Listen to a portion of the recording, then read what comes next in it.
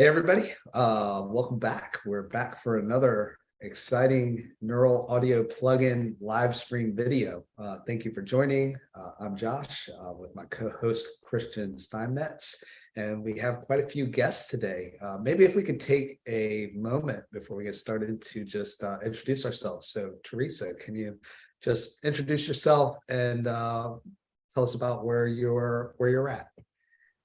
So hi everyone, thanks for the invite and for watching. I'm Teresa Pelinkski. I'm part of the Augmented Instruments Lab at the Center for Digital Music at Queen Mary University of London. And yeah, in the talk today, I'm going to be talking about my PhD research. Great.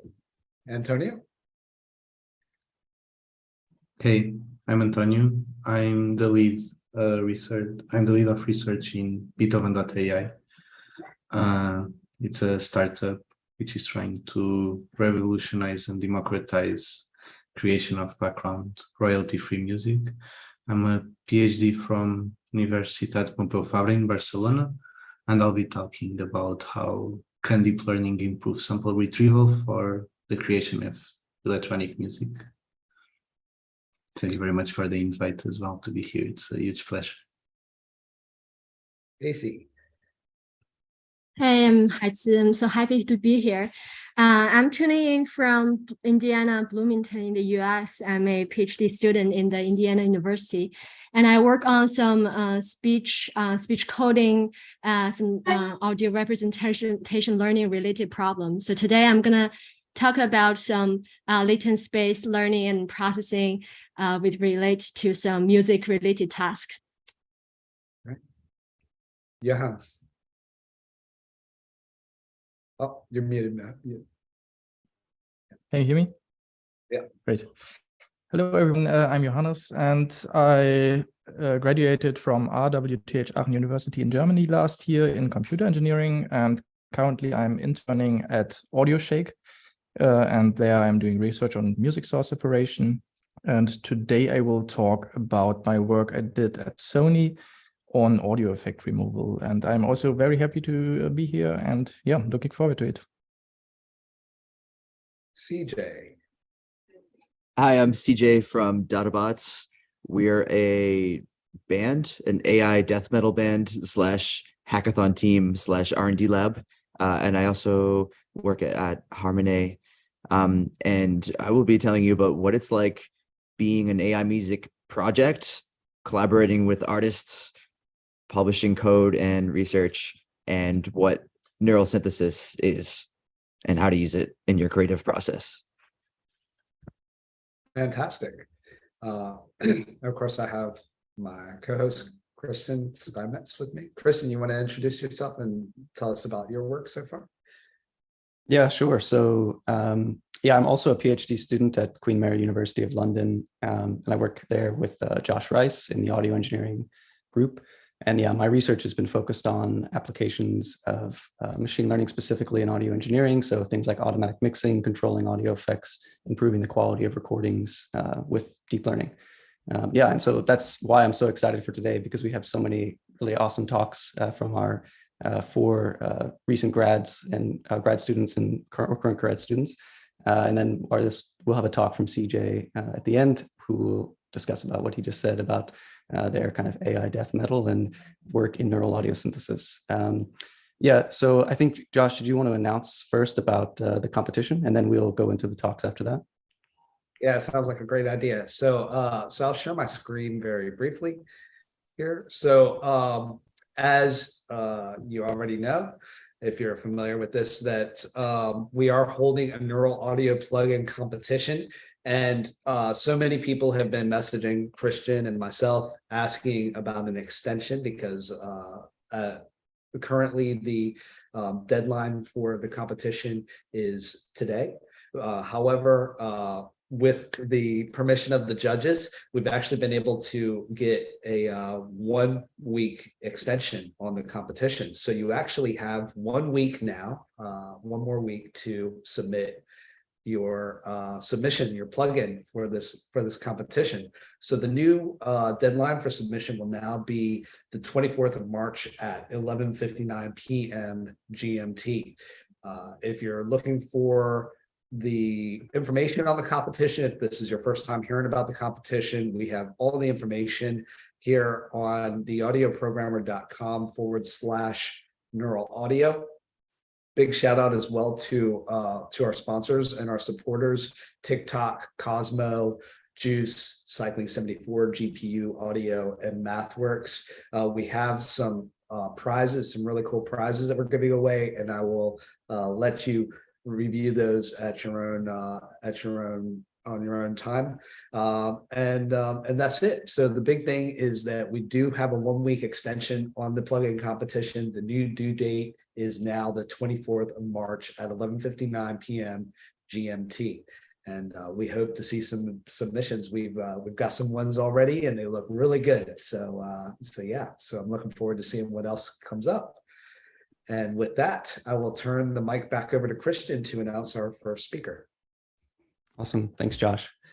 Yeah, so first up, we're going to have a talk from Teresa. And she, as she mentioned before, she's a PhD student at C4DM at Queen Mary University of London and working in the Augmented Instruments Lab. And her work focuses on using AI to capture gestures in digital music instruments and a lot of topics surrounding that. So I'm really interested to hear what she's going to talk about today. And the title of her talk is Toward Prototyping Neural Networks on Embedded Hardware. So yeah, go ahead and share your screen when you're ready, and the floor is yours, Teresa.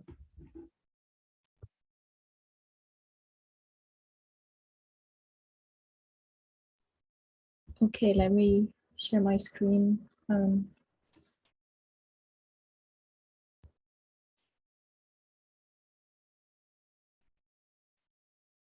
Okay, hopefully you can see my screen on my Yes, side. you're up. Okay, great. Thank you. Yeah, so I'm Teresa Pelinkski. Thank you very much for the introduction and the invite again. Yeah, so the title of my talk, Toward Prototyping with Neural Networks in Embedded Hardware Platforms.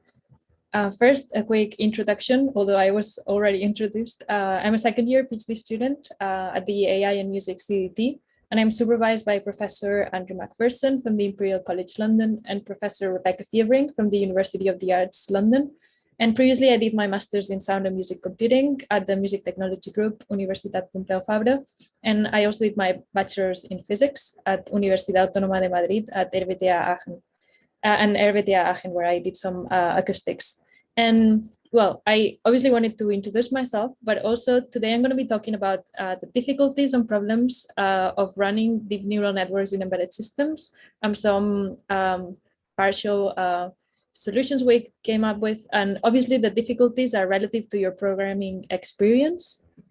So I think it's important that I kind of state mine too, so I kind of like tell you what I was when I started my PhD. So during my undergrad, I did some C++, nothing to, I no CMake or nothing hardware related. And then also I did lots of JavaScript for web development and lots of MATLAB as well for my bachelor thesis. And then during my master thesis, everything was very like data science workflows with Python, Jupyter Notebooks, deep learning, and all of that. So,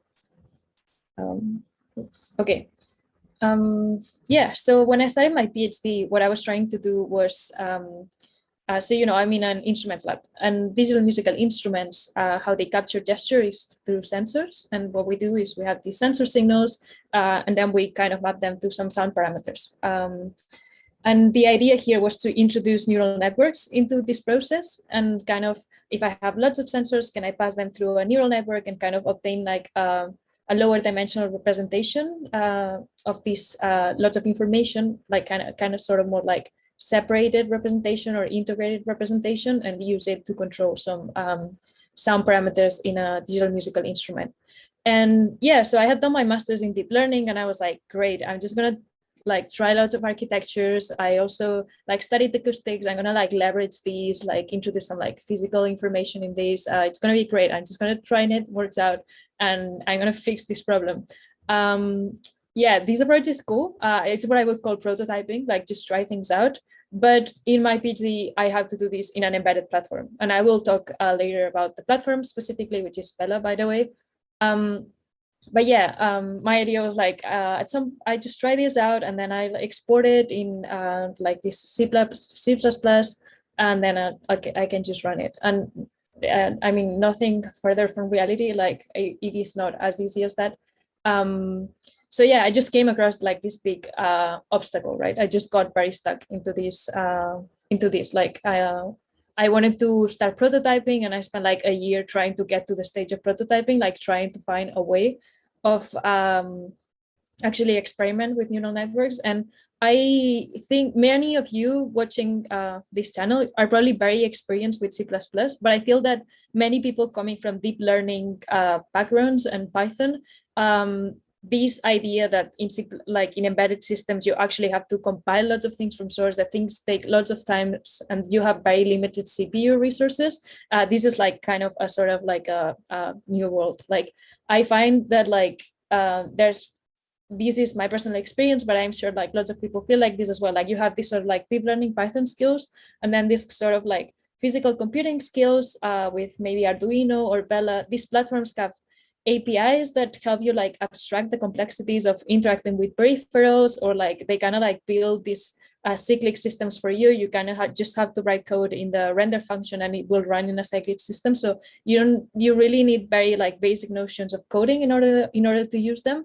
And they kind of like don't let you see like the part that is like at the hardcore part of like lower software development part of like compiling, linking things, cross compiling if it's very big and so on. So I feel that many people have this sort of like two sets of skills, and it's very hard to like combine them. So now I'm going to talk about why embedded systems. So if it's so complex to do it, why are we even trying? Well, first of all, you can do very cool things like the one at the right. This is an instrument that we haven't still got working fully yet. It's something I built in a hackathon with Adan Benito from my lab. And yeah, so in musical instruments, of course, we need sensors, and these embedded systems, they make interfacing with sensors very easier. It's what we call physical audio computing. They kind of connect physical reality, gesture, and sensors and physical variables to the digital realm. Like you can access those sensor measurements through code. And also, Bella in particular runs a real-time operative system that in which the audio thread always has the largest priority, the higher priority. So it has a very low latency, less than 1 millisecond. And as you know, low latency is very important in live performance and in audio. If you have more than 10 milliseconds, it's very hard that you will actually feel like you're playing an instrument as you would feel in an acoustic instrument. So low latency in audio is crucial. And another thing that I think it's very cool about these platforms is that, well, you can put them inside of an instrument as the video in the right, but also like you can leave them in the instrument. And what I would mean with this is that we use our laptops for maybe making music, but also for like working, for like studying, watching movies, and eventually we update our operative systems and lots of things break. And the idea that in an embedded, you can like purpose an embedded system for like a specific purpose, if that makes sense, and just leave it, and it having only one function just makes it more reliable for live performance, which I think is great. And yeah, Bella is based on the Beagle One Black. So the CPU, it's an ARM Cortex A8, which might not say much to you. It doesn't say much to me. The idea here is that it's a very limited CPU. And now we'll see what the limitations, what the difficulties are associated with having such limited resources in an embedded platforms when we're trying to run neural networks in them. So yeah, often there's no platform specific instructions to compile libraries. And this might be a skill that if you're very proficient in C++, you're a C++ developer, you might feel very comfortable just building things on your own. But to me, when I first started, I was like, what? Like, why are all of these errors with libraries? I have no idea what's going on. This was like a very big barrier that it was thanks to help of my colleagues that were very experienced with embedded systems that I kind of managed to like, yeah, with their help, understand it. But also it requires a complex ecosystem of devices and programming languages. So you have your Bella, you connect it to your laptop because it doesn't really have a screen. So you access it through SSH, you record your like data set, then you have to kind of move data back and forth because you have to train the model in your host machines because your laptop, because you have small computational power. So it's kind of like lots of moving around of data, code. And yeah, you have to use C++, Python, and then lots of terminal stuff. And yeah, the compilation times are very long. So first time I tried to compile libtorch in Bella, I always run into the same error after 4 hours. So I will like let it run, and after 4 hours it would get the same error. It's impossible to debug something if every time you have to wait 4 hours for the error to pop up, right? So it requires cross compilation. And setting up cross compilation environments on your own, if you've never done it or it's not your area of expertise, is very complex. It's to me, it's like something I still don't really understand how you do, but thankfully I have colleagues who know how to do this. So yeah, also networks need to be very light to run in real time. We're talking about this CPU, I think it's more than 10 years old. I can't remember the year, but it's a very old CPU. It doesn't have much computational capacity, so you can only run things that are very, very light.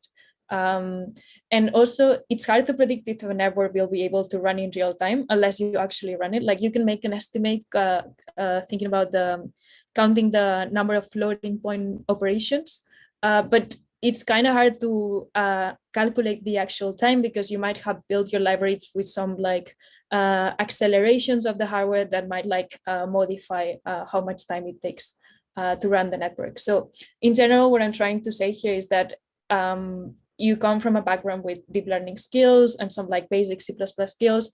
And when you kind of try to combine these two things, it just requires lower levels of software development skills. And so what have we done with respect to this? So this is something that we're going to publish in NIME this year, and it's something we did in collaboration with Rodrigo Diaz, Adan Benito Temprano, and Andrew McPherson. It's a pipeline to run neural networks in Bella, and this is something that if you're super skilled, you don't need this paper, like you could do it in your own. But this is just like to show like the steps of the chain. We tried to document it as much as we could, lots of like example code. Yes, so these are just like the steps of the chain that you have to follow in order to have like sort of this platform to prototype. So the idea here was always like, I had this big problem, like I want to prototype, I want to fix this issue with mapping, but I need a platform to do this. So this is kind of like the first step of the platform. And here is kind of more what the pipeline looks like. So we have dataset recording libraries to record in only one Bella, but also like multiple Bellas, and then synchronizing the signals like frame-wise. Then you pass that data to your host machine, so your laptop, dataset processing, model training and export. We did this in PyTorch, and then we exported it into TF Lite. And then we have a Dockerized cross-compilation environment, which is a very long name to say that, so somewhere where we can cross-compile code. Cross-compilation means that I compile it in my laptop and then it works in the Bella. Then we just move the executable, so the build version into the Bella, and hopefully it runs. And so this pipeline, it's going to be published in NIME. This is the work we've done in this regard.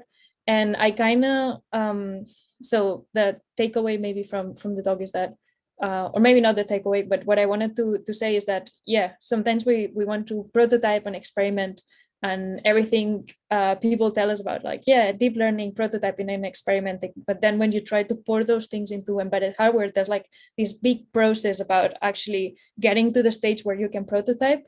And so I kind of switched topic of my thesis to making these tools or making these workflows more understandable for people, so that people who don't have like very strong backgrounds as me in lower levels, so with software development or C++, can actually use this and incorporate it into their musical practice or whatever practice they have. And also so that we can incorporate more gesture stuff into AI and music applications. I see lots of audio stuff, which is very cool, but I don't know, performance also has gesture involved. So hopefully this can serve as a start for people to start training networks on some gesture signals. So this is all that I have to show today. This is my website, my Twitter, and also the website of my lab, in case you want to check it. And yeah, thanks so much again for the invite. Awesome. Thanks so much, Teresa. That was really interesting. Yeah, I wonder also if is the repo that you listed, is that open publicly now? Yeah, so we just got the acceptance on the conference, I think like 3 or 4 days ago. So yesterday I just made the repo public so that anyone who's watching the channel can actually yeah, check it out. And if you have any trouble with it, please send me an email so I can fix it. Yeah, awesome. Yeah, if you send us the link here on Zoom, I think Josh can also put it in the chat on the stream so people can check it out. Oh, cool. I'll do that. Yeah, if anyone has questions, please put them in the chat and we can go through them. But I'll also start it off with a question to get it going. It's kind of a practical question of, let's say I'm a person that's interested in doing some sort of embedded thing on the Bella. I have this kind of really cool idea. How would you suggest going about figuring out if that idea is feasible, right? Because like you might come up with some huge idea, I'm going to use this neural network and it's going to do all these great things, but obviously there's a lot of constraints when it comes to making some sort of real-time system with a neural network. And I'm wondering if you had any thoughts on how you might go about determining whether your idea is feasible before getting all the way to the end, right?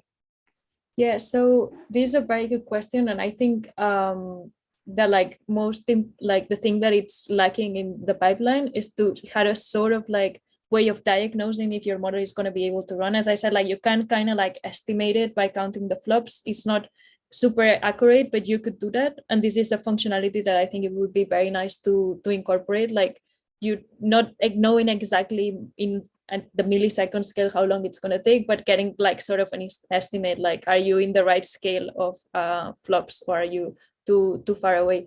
But my approach to this has been, so this is like ideally where I want to be in the work that I have, but my approach to it in practical terms has been, I'm just going to start with something very simple. So what I've been running is LSTMs with not that many cells, and then just trying to like play around with the dimensions and see what I can make fit that actually has some capacity for learning.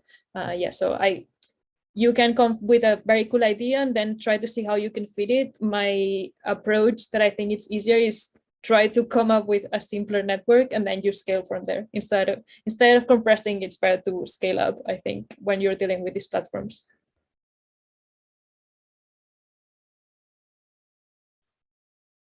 Fantastic. Yeah, we had a couple other questions here. So one question that we have is, are there requirements for HPC in training the models? So this really depends, like so if you're like building, so the models, you don't train them on Bella because it just would take too long. You train them in the host machine, so the laptop, and you can train them in a cluster if you want, but the sort of models that you would get, so for example, I'm using very light LSTMs, right? You can train these in your laptop. I mean, I have a laptop with a gaming laptop with a GPU, and you can definitely train it on there. And I don't know if I've ever actually trained it on my Mac laptop, but I definitely, when I try things out, I do try them in my laptop and like try if it runs on Epoch, and it definitely like runs. It might not be the fastest thing on the earth, like it would be faster if you trained it in a GPU, but you can definitely do it. Like these models are very, very light. We're talking about a very small CPU in the Bella. So yeah, you could do that. Fantastic. Leo asks, is this work mainly based on TF or do you support other frameworks? So so in the pipeline, what we use for inference in Bella is TF Lite. My colleague Rodrigo, who I wrote the paper with, he wrote this deep learning for Bella library, and in that library there's front ends also for libtorch from PyTorch and also Arthinauro, and I think ArmNN as well. I used only the inference engine of TF Lite because I thought it was the easiest for me to understand what I was doing, and also technically you can export PyTorch models into TF Lite. This has some subtleties to it, like there's some layers that don't map directly from PyTorch to TF, and you have to always check that the model gives the same results when you convert it into TF. My approach to this was just coding the network directly, like with the operations, rather than using like the PyTorch LSTM. Like I just wrote the actual equations. So like sums and multiplications, this always translates well. So yeah, so to like sum up, the inference engine is the applied, but I actually wrote the code in PyTorch and then exported the applied model. Fantastic. That looks like that's all the questions for now. Thank you very much, Teresa, for your talk. Very interesting. Thank you. Yeah, thank you so much. Thanks for sharing that. Yeah, so next up we'll have Johannes Immort. And as he mentioned before, he's currently a machine learning research intern at AudioShake, which is a really cool startup focused on music source separation. And as he mentioned, he recently obtained his master's degree at WTH Aachen University in Germany. And today he's going to talk about some work from his previous internship at Sony about removing audio effects from recordings. So I'll pass it over to Johannes, and you can go ahead and share your screen whenever you're ready. Yeah, thanks a lot for the introduction. I hope you can see my screen. Yes. Let me quickly check if I turned on the audio sharing.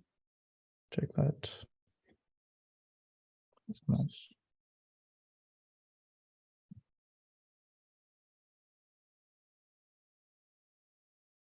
Yes. Okay, great. So yeah, welcome to my talk.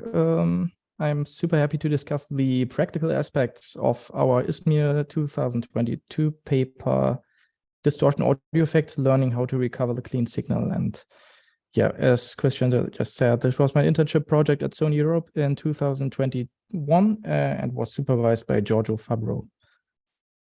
So one prominent example of an audio effect is guitar distortion, and the clean guitar signal is usually fed to the effect device, and we obtain our distorted guitar signal. In our work, we investigate whether recovering the clean guitar signal can be solved by deep neural networks designed for music source separation. So we want to, here's an audio example of a distorted guitar.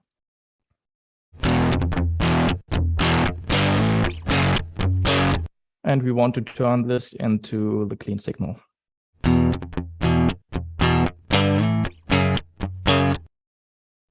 So for this presentation, I want to keep it a little bit more general and concentrate on the general task of audio effect removal while showing you some examples from the paper on distortion removal. So there has been extensive previous research on neural audio effect modeling using a black box approach.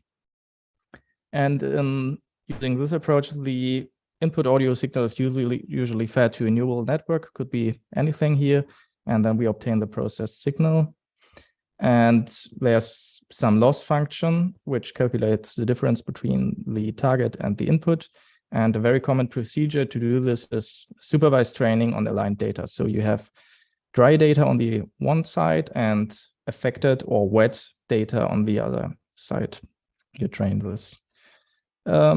In our work, we basically formulated the inverse task. Namely, we wanted to restore the original signal by training a neural network the other way around. So the input of the system is the affected data and the output is the dry, unaffected data. And basically, we can consider three important practical aspects when training an effect removal system in a supervised manner. So the first one is data. So where do we get it? The second one, after we obtained our dry data set, which contains unaffected stems, basically, we want to process it with an audio effect that we can choose. And finally, we need to select an architecture and also the training algorithm then, and I will go into some details how to choose it. So let's start with the data. So generally, I think there are two options. So we could train only on one source in order to limit the signal statistics that need to be reconstructed by the neural network. But we could also gather a generic audio data set consisting of different kind of instrumental sources and also mixtures, also maybe some test signals. But in our study, we achieved definitely better results when training a model for one particular source. So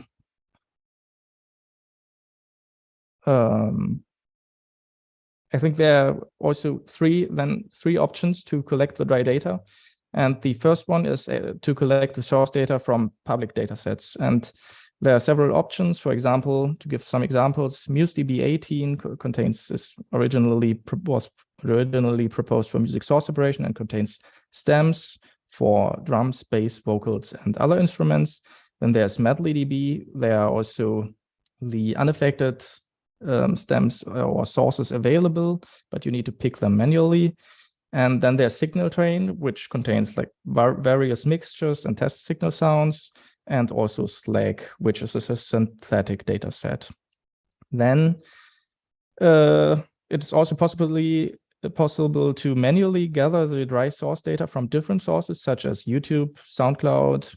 You could pick recordings of solo performance that are released as an album, and also you can gather the data from loop packages. This is what we did for the distortion removal paper, actually, because we really needed dry source data. And finally, if you're a musician, you could, of course, record the data yourself to generate it automatically using, or alternatively, you could also generate it automatically using virtual instruments, for example, VST plugins, and a MIDI database. And for the paper, we used 1.7 hours of dry guitar data, which is not that much, but it worked because we used quite small models. So yeah, actually it should be possible to record it yourself. So now that we have the dry source data, we need to process it somehow. So also here we have two options. First one is, if you have some nice analog gear, you of course could record different parameter presets from your analog gear and pass it through and then record it again. That's of course laborious. So maybe it's easier to use the second option here, which is either to use, for example, the SOX package, which has a nice Python wrapper as well to process your audio. There's also Pedalboard, which was released, unfortunately, after we published our paper. And there you can use VST plugins to process your audio automatically using various parameters. And there's also an implementation called Liv, where you can load LLV2 plugins as an alternative to Pedalboard. And yeah, you should sample the parameters randomly. That's also what we did in the paper. And generally, I can recommend for augmentations before applying the processing, pitch shifting, time stretching, and resampling to synthetically enlarge your data set if it's not that big already. So as an example from the paper, I want to briefly introduce you to the types of distortion models we used. And here on the left side, we see the waveform of a guitar signal. And on the right side, we see the respective frequency components. And firstly, we used hard clipping as a simplified distortion model. The amplitude is just cut off at a defined threshold here. And another example of static wave shaping is soft clipping, where the signal saturates slowly before reaching the fully saturated state. And finally, of course, we are interested in the distortions of real analog devices based on electronic circuits. So yeah, we generally observe the introduction of harmonics and intermodulation distortion in the frequency domain. And ideally, these should be filtered out by our approach. So next step is how to choose the architecture. In the paper, we concentrated on modeling the inverse process of audio effect, modeling using, for example, the CRAFX architecture as one example. Actually, it turned out that the music source separation models that we investigated as well performed much better in the study. So here we formulated the problem as a filtering problem. And yeah, this yielded actually better results. And we compared different architectures. You definitely should check out the sound demixing challenge for the latest trends in music source separation. I mean, many of these architectures can be seen as generic audio to audio transformation architectures and work also well on different tasks. So make sure to check out the latest trends here. Then, of course, that's not part of our study. It would be very interesting to investigate diffusion models for effect removal as an outlook. And there has been some research on diffusion models for inverse audio problems with some promising results. But of course, here's also the challenge to make it work in real time on small chunks. So that's part of future work. Another challenge with the plugin challenge in mind, of course, is that we need to have causal models. It's a hard requirement for the real-time operation, and many of those architectures are originally not meant for real-time operation. So you need to adapt those architectures. And yeah, basically you need to transform all bidirectional recurrent neural networks to unidirectional recurrent neural networks, and also non-causal convolutions to causal convolutions, so that like the most recent sample is only calculated based on previous samples and not on future samples. Then, of course, you need to make this working in a blockwise processing manner, and I think it's advisable to experiment with different frame sizes and hop sizes to get like a good combination of those that has not lower requirements with respect to the computational complexity, but also good output quality. There are some implementation examples of these kind of networks. For example, DMUX is available as a real-time implementation with fewer parameters for speech enhancement. So make sure to check out how Alexandre Defossé implemented this, and also Christian Steinmetz published his micro-GCN, which is also based on causal convolutions and has a real-time implementation available. So make sure to check this out. So now that we got an overview on how to train audio effect removal systems, let's very briefly get into some results from the paper. So here we investigated the models for removing the SOX overdrive algorithm on guitar data. And while we investigated multiple evaluation metrics, one takeaway is that we got excellent results for DMUX and WaveUnit, which outputs are virtually indistinguishable from the target. Let's listen to one example from the test set. First, you hear the distorted input, then DMUX, the prediction, and then the target.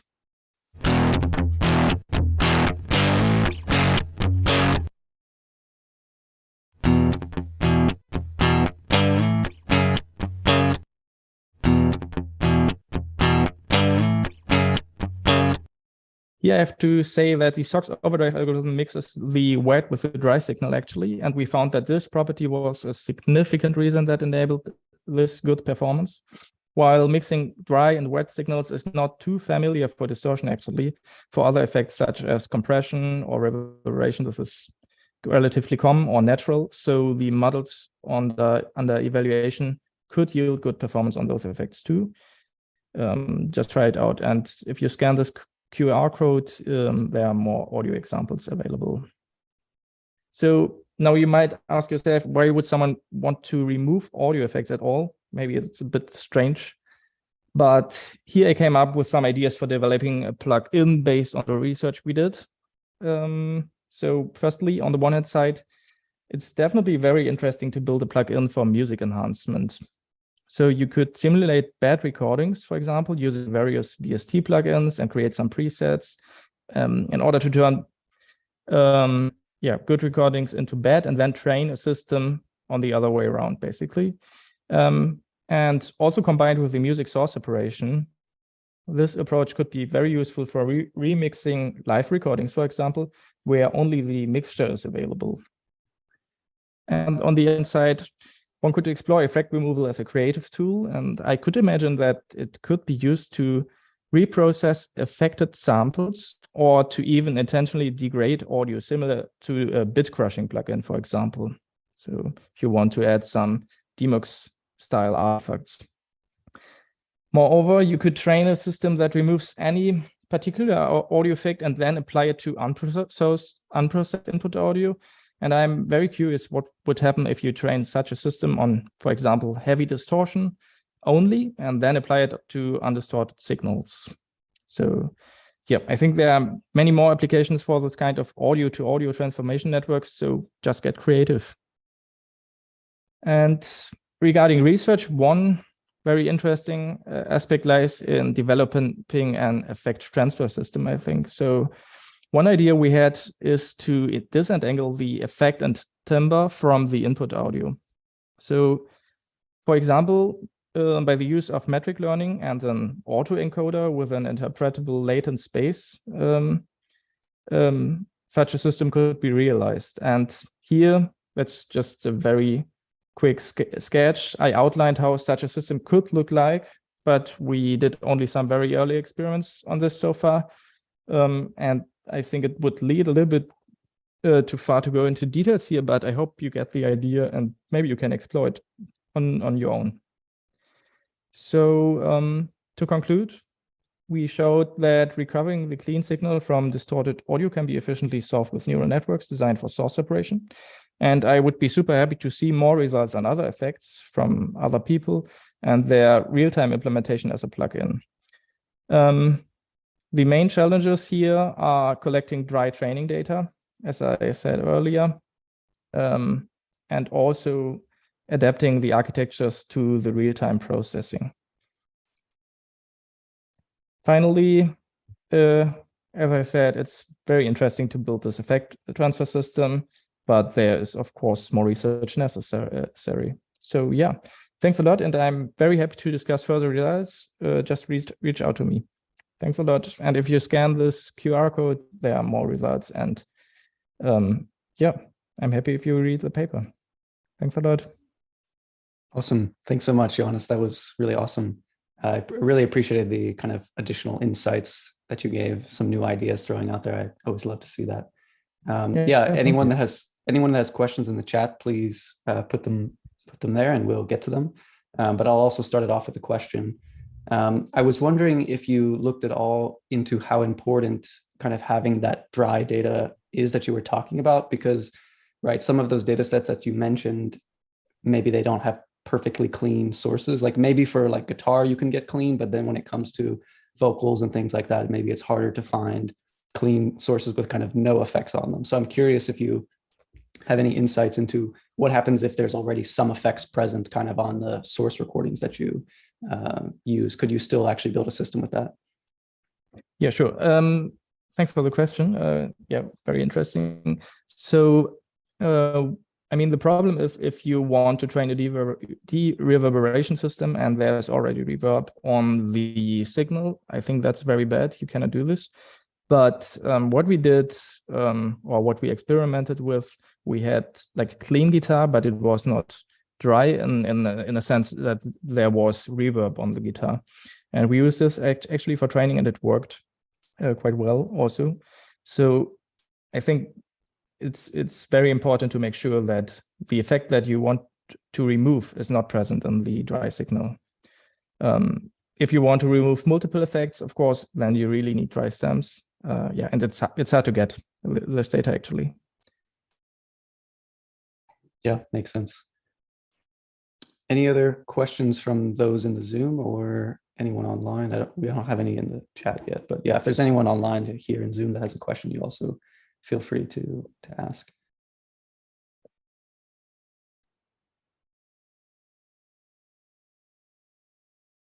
Cool. Well, if not, that's great. Yeah, thanks a lot.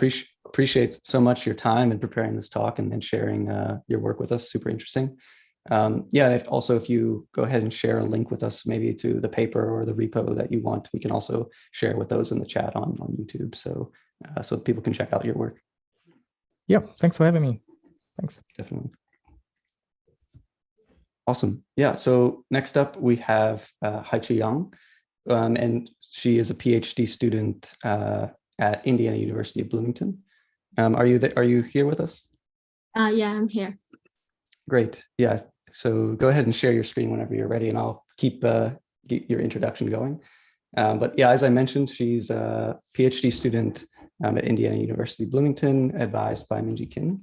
And she's worked on a wide range of different projects in audio signal processing, like audio coding, source separation, music remixing, and upmixing. So I'm really excited to hear what she's going to discuss about today from some of her recent research. And as you can see, the title of her talk is Unchain Hidden Power, Latent Space Processing for Music Remixing and Upmixing. So I'll pass it over to you. Cool. Thank you for the introduction, Chris. So today I'm going to talk about some of my previous work, and I gave it the talking name Unchain Hidden Power because I kind of want to stress the takeaways from my talk today, that I want to show that if you're working on some music related problem using deep learning, probably you want to take a look at the latent space, and probably it will give you some unexpected ideas and what you didn't know you know. So I'll start with probably what is latent space. Just a very, very quick introduction. So this is a latent, it's also called latent feature space or embedding space. So suppose we have some data set, then in this latent space or the manifold space, the atoms that are resembling each other are supposed to position more closer, placed closer in this latent space. So by that definition, the data set also will have multiple latent space. It's all about which feature that you want this space to represent and to show. So also there are latent variables in the latent space, and this is as opposed to the observed variables. So when we call it a latent space or latent variables, it's something that is not easy to observe and not easy to refer from the observable data. So from there, I will start with my the first paper. It's about music remixing, and that's something that I have benefit from doing something in the latent space. So first of all, music upmixing. I know there are so many scenarios about all kind of remixing, but in this paper, we focus on adjusting the levels or the volumes of the music. So suppose we have an input mixture and we have the problem setting that we don't have the original tracks of this mixture. And in that case, you probably want to adjust one volume of one of the sources. Suppose you want to increase the volume of the vocal. So I guess the most straightforward way is to do separation and then remixing. However, there comes with problems. Okay, so firstly, there will be artifacts and there will be interference that comes from the separation. And with the artifact, especially if the separation cases, if the number of the instrument to separate goes up to 3 or 4 or even more instruments, then you know there are no perfect separation algorithms yet, and it can give you a lot of artifacts. And secondly, you cannot guarantee that the sources you get are clean enough. Suppose you want to increase guitar, but you are actually also increasing other sources. So that also gives you a lot of error. And because of all those problems I just talked about, we have the idea, why not we just put the remixing model and the separation model together? In other words, we want to inform the separation model our intent of doing remixing, and with the hope that the separation can do something to adjust the artifact and the interference accordingly. So this is our model. Firstly, this is our baseline. This is exactly what I described as the most straightforward way of doing remixing. So we have a separation model, which we use ConTestNet. So ConTestNet is famous for doing separation in the latent space. And then we have a ConTestNet to do the separation. And then we remix all the sources together based on how like the remixing ratios that are provided by the users, like as desired remixing. And we have model 1 and model 2. So those are all our design of this problem. And from baseline to model 2, we are progressing from totally two independent, so like two totally independent separation model and remixing model, and until the model 2, we're kind of combine them more tightly together. So here the model one, it has the similar architecture as baseline, except that we are training this model with the joint loss function. So we not only have the separation loss, but we also include this remixing loss. It's kind of like a mixture loss, but it has taken consideration of the remixing ratios.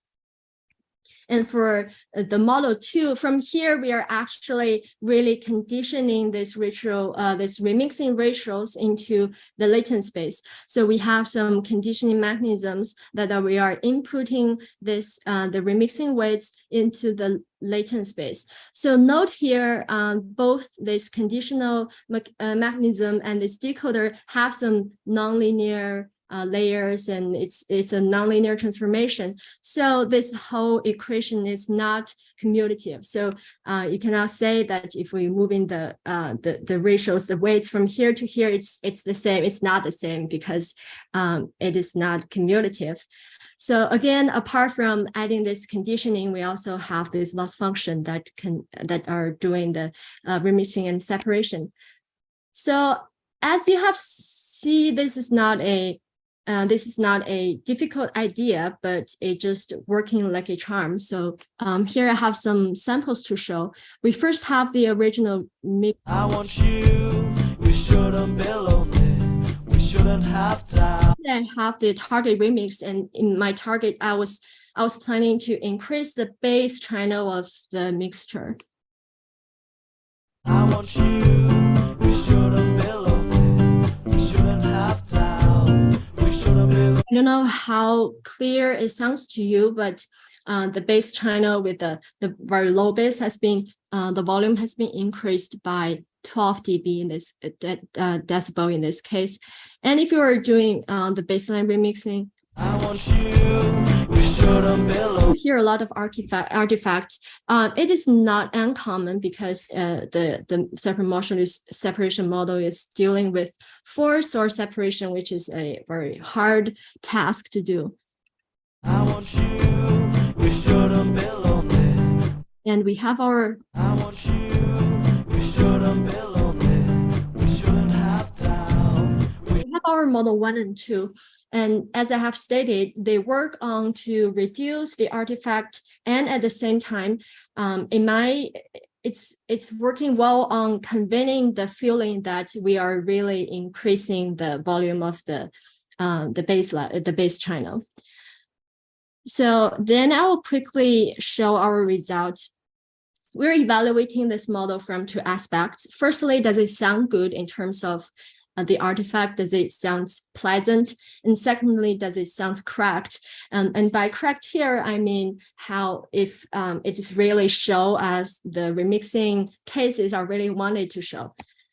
So in the first graph here, I'm showing how the remixing performance changes with adjusting one of the volumes. So in this examples here, I'm adjusting the vocal volume from reducing it down by 24 decibel or until increasing it by 24 decibel, and it's the same case here. And here I'm showing the minimal SDR and the loudness difference. So with the green line representing the baseline, you're saying here that the baselines are having lower SDRs, but with more loudness difference, which is not we want compared to the our proposed model. But I want to point out this interesting point that this is where it is around 0.0, meaning we are actually making very minimal change to the input. However, because baseline is always doing separation, so what it does is always doing separation and then add it up together. So it's actually prefer the cases where the volumes are lower. Probably that's when the artifacts are also low. And a note here, again, I'm showing the case when there are 4 or I guess this is 5. This is with 5 sources. So it's even a more difficult case to do separation. But compared to the baseline, our model, because it's aware of the remixing ratios, so when it's the case that probably you want the minimal changes, it actually learns how to do the minimal changes, and if you're actually don't want any change, it just pass whatever the input is. So I guess with some loss function on the remixing, you are actually obtaining a more healthy curve of the performance.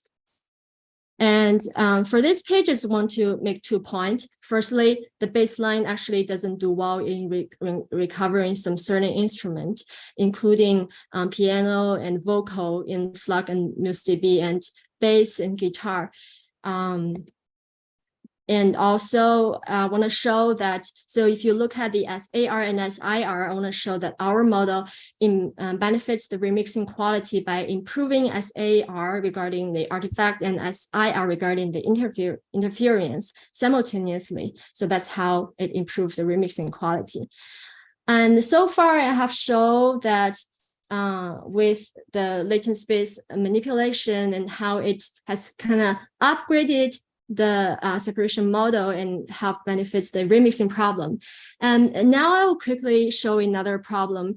We also done something in the latent space, and in this case, this latent space disentanglement are actually help this model to do some implicit source separation. So this task is music upmixing. Music upmixing is about producing a music with 5 channel or like more channels with the version with less channels. And traditionally, the upmixing problems, they targeted on separate music content and the ambient sound. So suppose we have the music content and ambient, and then in the home theater cases, you may want to put the ambient sound in the back of your speakers to give you a surrounding sound feeling. So we cannot redefine this problem by saying that I want to sit in the middle and I want a feeling that I'm surrounded by a left band. I may feel that the drum set are coming from the left, and I feel that the vocal are coming from the front right. So with that, if we have the separated track of different instruments, then it's not a difficult problem. We just panning each sources in different locations. However, again, we don't have the channels. And another problem is, what is the correct way of putting those instruments? There's not a golden answer. Ideally, I can put the instrument everywhere I want. So we had this bold idea. So why not we just separate the panning information, which are representative informations that represent how you are perceptually feeling all the instruments are coming from. So we want to disentangle this panning information and the music content. I would say it's a bold idea because we don't even have a definite we don't have a exact definition of what is this panning information. So we have some guess. It might have something to do with the inter-channel level difference or inter-channel time difference, but we don't know. So we just feed it into a deep learning neural network, and we want to see what we can learn, or we want to see if we really can learn something. So we use a VAE model. It's a variational autoencoder. And for those who don't know too much about VAE, it is a generative model in the sense that it tries to maximum the log likelihood of the data set. Also, it has a interpretable latent variables, and the encoder is trying to approximate the posterior distribution of the latent variables. So we have this model. We have the 5-channel input, which is the surrounding sound contains both panning information and the music content into this the encoder of this VAE model. And we are trying to let the latent space only learns the spatial or the panning information. At the same time, we have another input, and this input is a 2-channel stereo, which we suppose doesn't have any panning information, but it contains all the music content that we want. So we combine them together and we put it into a decoder, and we want this decoder to recover whatever the input is. So note here, we have 2 constraints to make sure that this latent space only learns the panning information. Firstly, we have this input music content. So notice here, because all the music content can be input from here, then this branch, it doesn't have to contain music content. It only needs to to provide panning information. And secondly, we are trying to make this latent space very small. So music are a very high dimensional data, and when we make this place really small, then it's not possible for it to capture all the music data. So with that, I will use two visualization forms to show that we did use latent space to learn the panning information. Firstly, on the first row, the line here are the latent vectors that we learn in the latent space. And you can consider this as a 5x1 vector, but we're putting it down. And in the first case, we are showing two vectors from the same music, but they are panning in different way, and you can see how unrelated they are. But in the case when they are from totally different music, but they are panning the same way, and you see the same trends, how the vectors are going. And another thing, another visualization, we are trying to clustering the whole latent vectors or variables in this whole space. So when we are trying to clustering them by samples, they are quite chaos, but when clustering by pannings, you see very clear patterns here. And there are also, of course, other numbers to demonstrate the result. And here are also some objective and subjective test numbers that showcase the effectiveness of our style transfer model.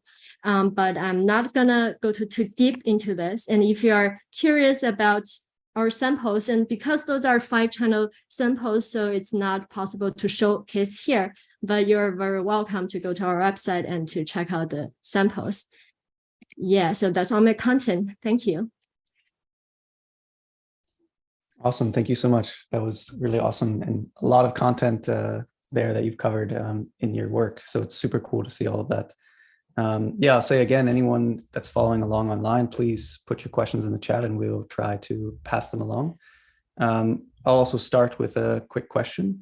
I'm wondering how far you think you can extend some of these approaches. Like, I think the first idea someone might have is like, oh, can I upmix my stereo music to Dolby Atmos or something, some sort of other like very high, or like, let's say object-based or other high channel count type of system, right? But then that's kind of like an ill-posed problem because you don't actually have all the information. So I'm kind of curious if you think that in your work, if there's a way to kind of facilitate that kind of application potentially. Yeah, so that's actually, so what the case you are describing is actually the initial motivation for design this architecture, because we're saying that we probably don't have an example, or we don't have any resources to do upmixing. But with this, I probably have, it would be better if I showcase some test examples, but one way of using our model is you probably already have, say, a already upmixed example. And as long as that music have the similar instrumentation setting with the music that you wanted to upmix, then you can use this kind of model to learn how the music are, or the panning information of the existing 5-channel music. And then with the learned panning information, you can combine the panning information with your stereo music and then produce your version of the upmixing. So one way of using our model is to learn whatever panning information from the existing 5-channel music and then apply to some new stereo sounds. I guess one of the motivation behind is, of course, a lot of people want to do upmixing, but not everyone are the expert or the music engineering that knows what is the most correct way. So probably you can just copy whatever the experts have been doing and apply that in your stereo version. So I guess this is one of the possibilities of using this kind of method. Awesome, thank you.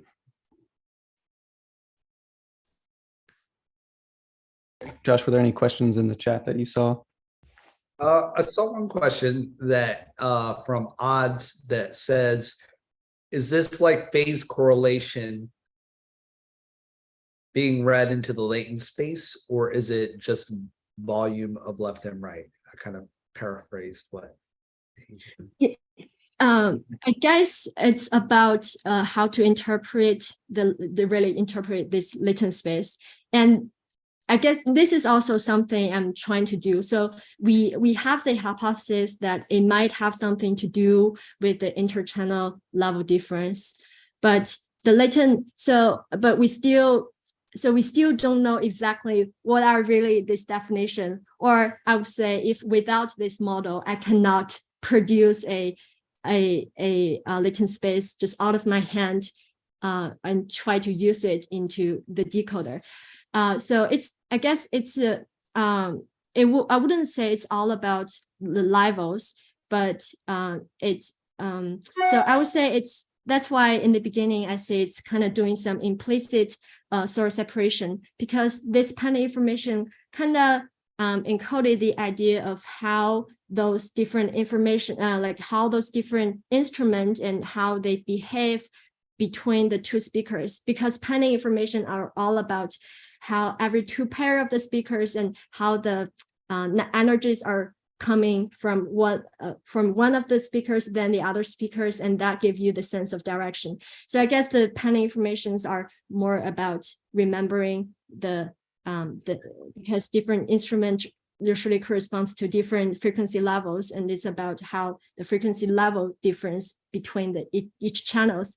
But I guess I also really want to dive deeper into really understanding how what are really those latent variables represent, and how probably with that we can better manipulate those variables and get more advanced applications. Fantastic. That looks to be all of the questions from the chat. Any other questions from anybody else in the Zoom? Cool. Go ahead, Christian. Yeah, it sounds great. Yeah, thanks so much, Haici, for sharing your work with us. It was super interesting. I think a lot of really relevant applications there that I'd love to see future work on and build on that kind of direction. Yeah, so thanks so much for joining us today. Yep, next up, I'm going to introduce Antonio Ramirez, who's going to speak to us about some of his research. As he mentioned kind of at the beginning, he is currently the lead researcher at Beethoven AI, and he recently completed his PhD at the MTG in UPF in Barcelona. And his thesis focused on creating unique methodologies for characterizing and generating samples for electronic music production. And today he's going to talk about how deep learning can improve sample retrieval for electronic music creation. So super excited to hear what you're going to tell us about today, Antonio. Feel free to share your slides and get going when you're ready. Thank you very much. Can you see the slides? Yes. Perfect. Yeah, thank you very much for the amazing introduction, Christian, and for the invitation to be here, and for all the beautiful presentations that happened before this one. My name is Antonio Ramirez. I'm the lead researcher at Beethoven AI. As Christian said, I recently finished my PhD in Universitat Pompeu Fabra, and now I'm working full-time in Beethoven AI, which is a startup working on automatic music generation for background and royalty music for content creators. And today I'm going to be talking about how can deep learning improve sample retrieval for electronic music creation. And yeah, because we just have 15 minutes of presentation time, I'll just be presenting a non-exhaustive overview of some of the algorithms that can be used, the deep learning algorithms that can be used for helping browsing sample collections. And I'll be posting papers and references, so make sure if any of the topics interests you, go ahead and check it. Sorry. Okay, so a quick outline for our talk. I'll start with a brief introduction on what are samples and how people navigate them and how they are retrieved from online collections. We'll be looking at how classification algorithms can help on organizing and sorted collections. Then we'll be looking at similarity, then on compatibility, and the final topic will be focusing on generating new samples, and yeah, a brief conclusion. So I guess we should start by a definition of samples. It's sampling is reusing portions of a sound recording to create new pieces of music, and they are normally manipulated to fit the composition at hand. And they are normally one-shot sounds, which are single events like a strike of a drum, a single note, a single chord, are also sound effects. And they can also be loops, which are longer parts of audio that are meant to be repeated seamlessly. And these can have rhythmic and harmonic content beyond the timbral that one-shots have. In the 90s, I guess some of you are familiar with this kind of CDs. This is how sample packs were distributed. Each CD will have a specific theme or genre, and a lot of these became very iconic for a lot of genres. But currently, I think music producers get their samples from online large-scale collections of music making material, and these collections are very different from each other, both in terms of the audio material that they have and in terms of the methods that are used for browsing them. So here on the right, we are seeing Freesound. This was developed in the music technology group of Universidad Pompeu Fabra. And I mean, this is one of the databases that I worked more closely with during my PhD. And because this is a community-driven database, so mostly anyone can upload a sound there, and it's not directed only at electronic music creation. And basically the way to search for a sound in Freesound is to do a textual query. You can have advanced search options, or you can have some descriptions of the sound and filtering through it. But basically this textual search tries to find tags or the description or the sound or a title, and retrieve the sounds that make sense with that query.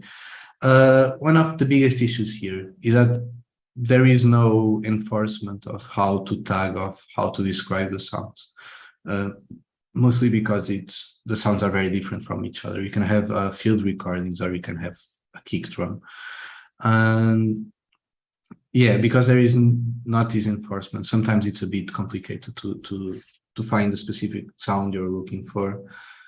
On Splice, which I guess it's a more producer-oriented platform, these sample packs are normally organized by an artist or by a theme as well, and they are heavily described. So you can have the instrument, the genres, the key, the BPM, and if it's a one-shot or a loop. And again, you have quite some tags that are provided by the person that created the sound. And in this case, it's a very sort of restricted taxonomy, specifically targeted to electronic music creation.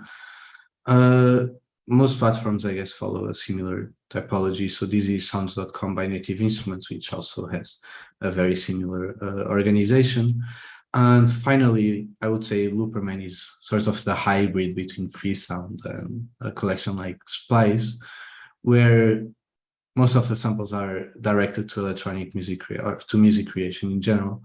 But because they are described by users, the descriptions are very different in between sounds. But then they enforce these tags that can be used to search it. So for tempo, for genre, for the instrument, and the key.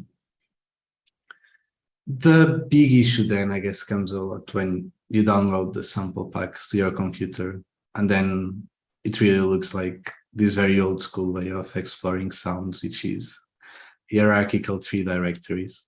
So I guess if you have, for example, different sample pack providers, they can organize the sounds in different ways. So for example, here, this one, it's mostly organized in terms of instrument. But yeah, sometimes you receive a folder which just has a bunch of sounds and they are not even named, and you have to listen to them and tag them. And yeah, I think one of the big issues with the hierarchical tree directories is the fact that you can have a hi-hat loop here, for example. It sounds very similar to one in the, let's say, dubstep category. And yeah, I mean, they won't be close at all if you try to search them through. And I think this leads to a very unintuitive navigation. And when you search, for example, for snare sound, what you get is basically this.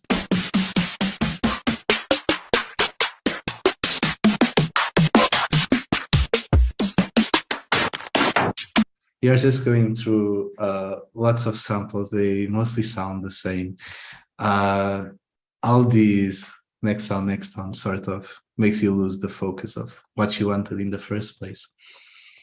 And on research, Anderson and these, they had this very nice user paper on conversations with expert users in music retrieval and research challenges for creative MIR. So they interviewed music makers on the Red Bull Music Academy and asked what were their issues when making music or browsing libraries. So one of the artists said, because you usually have to browse really huge libraries that most of the time are not really well organized. Another say, I easily get lost. I always have to scroll back and forth and it ruins the flow when you're playing. So he sort of identifies and this retrieval of the specific sound makes him lose the flow in the creative process. And finally, this one provides a solution. It will be even more useful to be able to search for a particular snare, but I cannot really imagine how. I need something short, low in pitch, dark or bright in tone, and then it finds it. So here he is asking for some kind of textual description that relates to his perception of the sound. And yeah, how can deep learning assist on describing and enabling the retrieval of sounds from sample collections? So I think one of the most obvious way is through classification. We can classify, we can use deep learning classification systems for providing tags to sounds that we have in a collection, as long as we have a trained model that allows to go from audio to one label. And yeah, I mean, there has been a lot of work in MIR towards this end. As long as there is annotated data, that we should be able to train a model that is able to take unseen data and create a tag for it. I've presented some work in instrument classification.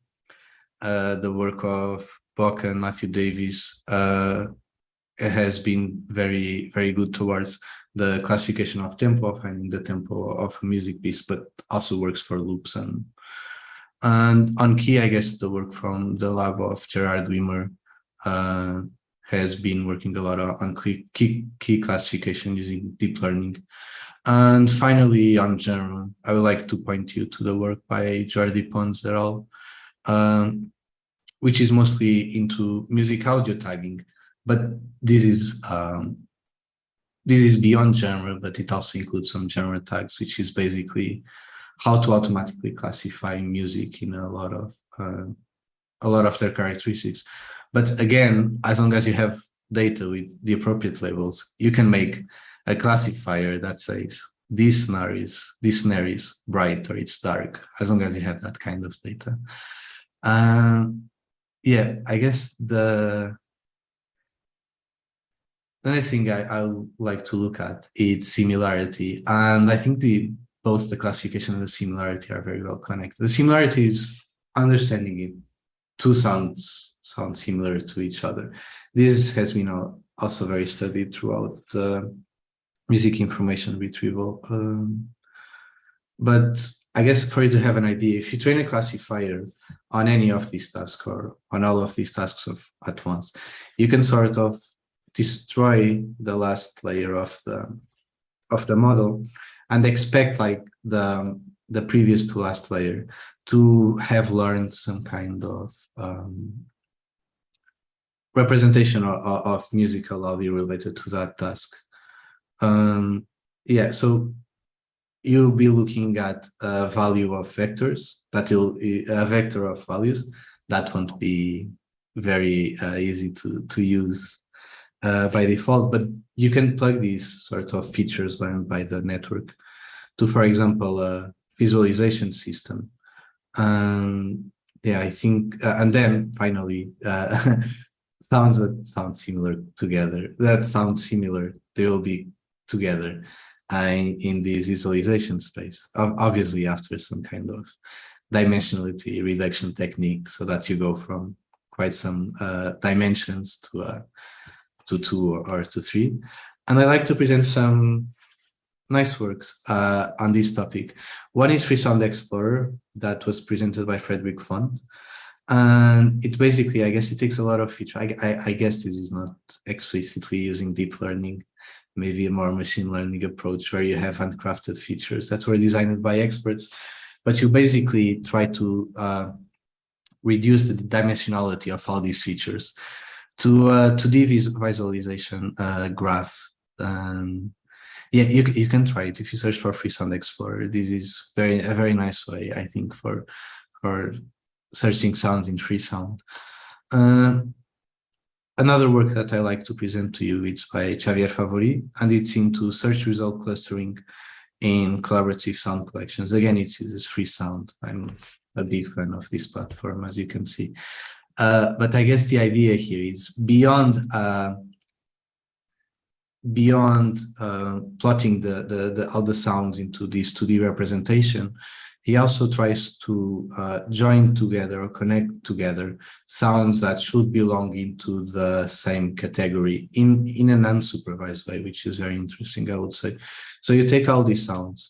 He experimented a lot of representations, but one was the pre-trained audio net, the VDG-ish net trained on the audio set, and basically taking the one before last features, he's able to come up with this space and also find things that sound well together semantically, or that are similar semantic. And it will be very nice to see something like this applied to a local users collection. Yeah, the next topic I wanted to look at, it's compatibility. I guess this is more when you're already in the process of making music, and let's say you have a loop or a music piece, and you want to find a new loop that goes well along with it. You don't want stuff that is out of key, out of tempo, or that has a very different rhythm kind of profile. You want to identify things that sound well together. And yeah, one work, machine learning again, was presented by Miguel Perez Fernandez. I saw him in the chat before. And yeah, he did some nice work on understanding harmonic compatibility and how the different models for harmonic compatibility are useful for sample retrieval.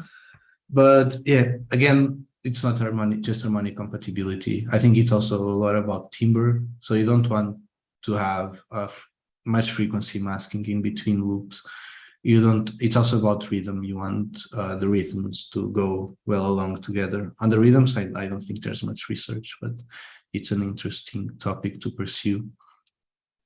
And Stefan Latner, he presented in also last year's Izmir, this very interesting work on drum sample retrieval by musical context. So there is these deep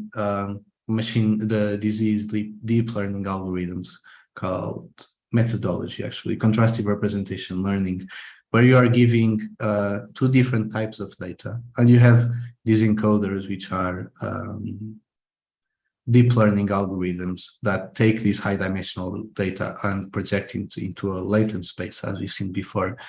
And I find this work very interesting. So he gives a full track and takes the drum samples that were used by that track, and it sort of forces both encoders to map them in similar places in the latent space.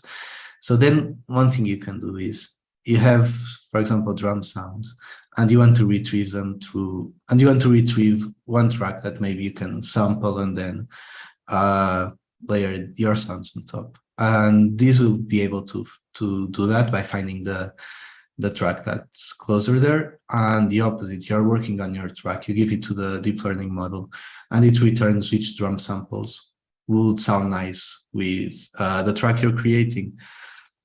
I guess now it's not as much compatibility, but this paper, it's normally known as CLAP, but it's large-scale contrastive learning, contrastive language audio pre-training with feature fusion and keyword-to-caption augmentation.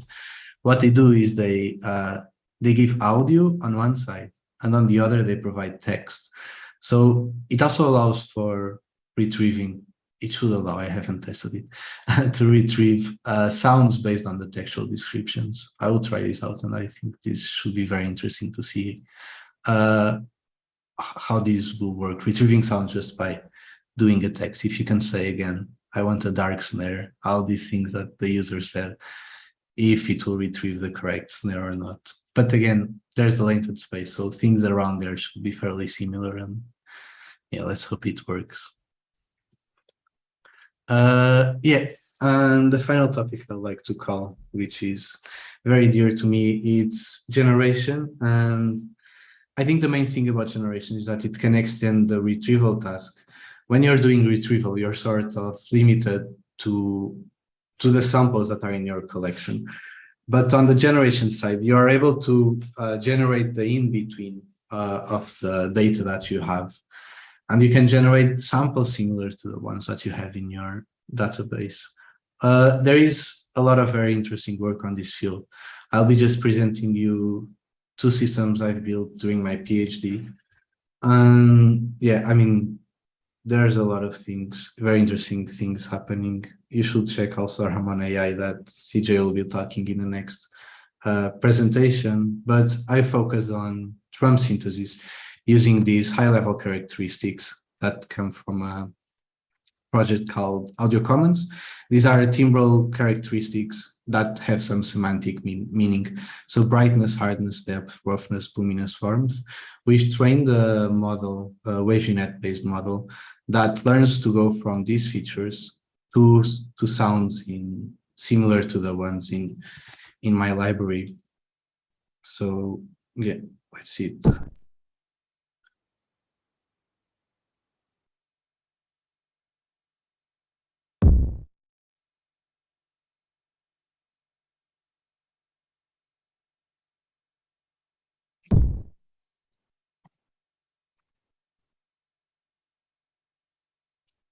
I think you can have, whoa.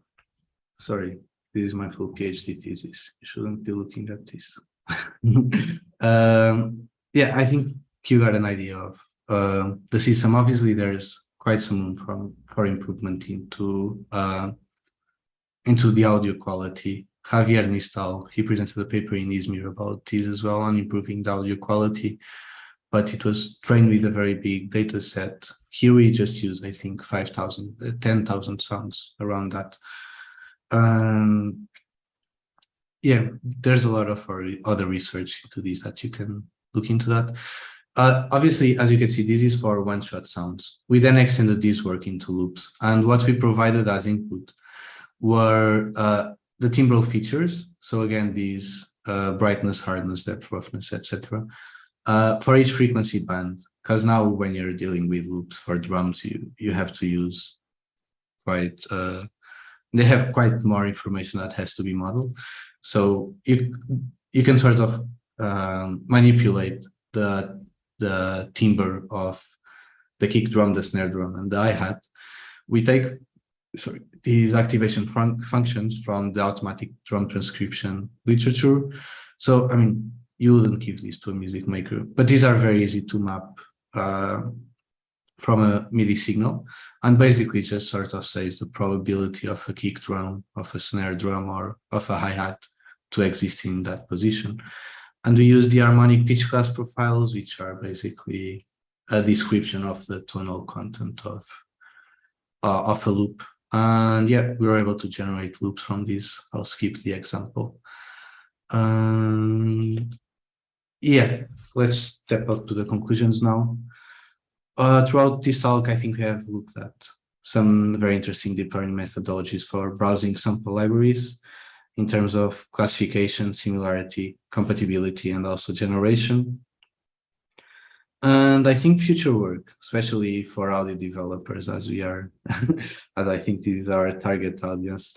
One very important thing I would say in deep learning models, it's the data that we have. And I think a lot of maybe some audio developers, they have access to high quality data from their company. And it will be very interesting to see it pop up on research and being provided to researchers and academia. And this would very highly impact the work that we're doing. One very obvious use case, I mean, I've been using Freesound mostly, and the audio quality is very different from, for example, Splice. And when we trained in a model that used the native instruments data, it sounded way better. And yeah, data quality and the amount really makes a severe impact. Then, I mean, all this work during the PhD, it was based on tables with results showing that this model works well, this model doesn't.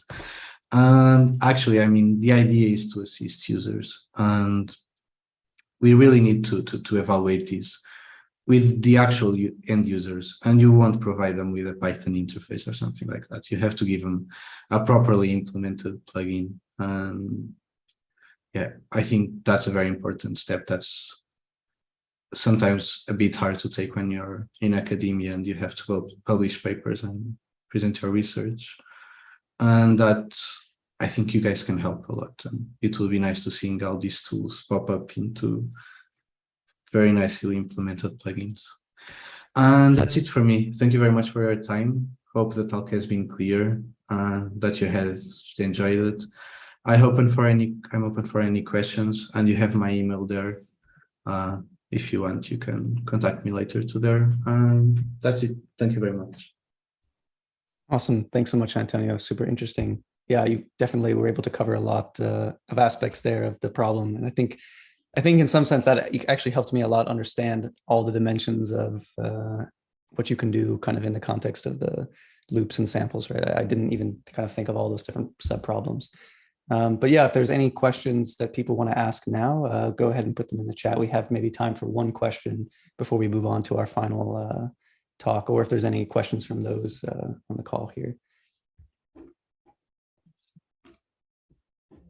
Sorry, I guess I took too long. It's okay. We're just moving along. I think everything's on schedule, but yeah, well, while we're waiting for questions, I was just going to say there were some people that were asking if all of these talks are going to be recorded. Yes, right after this video is finished, you'll be able to watch this video back, and later on we'll actually be separating these out into individual videos as well. So they'll all be there for you to view at your leisure. Awesome. Sounds great. Yeah, it looks like no questions, so we'll move on to our final talk. Thanks so much, Antonio, for your time and for sharing your work with us. Yeah, so next up we have CJ, who will give us our final talk of the night, which I'm really excited for. If you don't know CJ, you may know Dadabots, the group that he works with. He's also the head of audio research at Harmonai, and he's really been at the forefront of generating cool music with AI, I would say. And today he's going to discuss about what I call their continuing campaign that he has titled AI Death Metal, Eliminating Humans from Music. So over to you, CJ.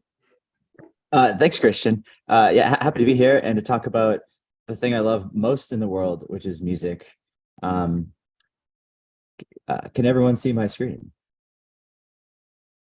Yes. Yes. Awesome. Cool. So yeah, we're Dadabots. We're an AI death metal band / hackathon team / R&D lab. And we do mostly music. So mostly what we do is content creation, participating in the lifestyle of being a musicians, while also publishing research on neural synthesis. This is us, me and Zach, presenting our poster. We met at Berklee College of Music, and yeah, we make AI death metal. And contrary to popular belief, we actually are musicians. Here's some evidence, proof of me and my high school talent show.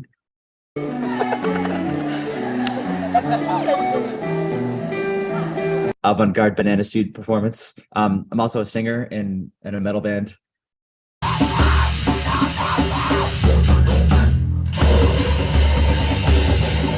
And just generally interested in extreme music on all fronts, whether it's through voice or stringed instruments.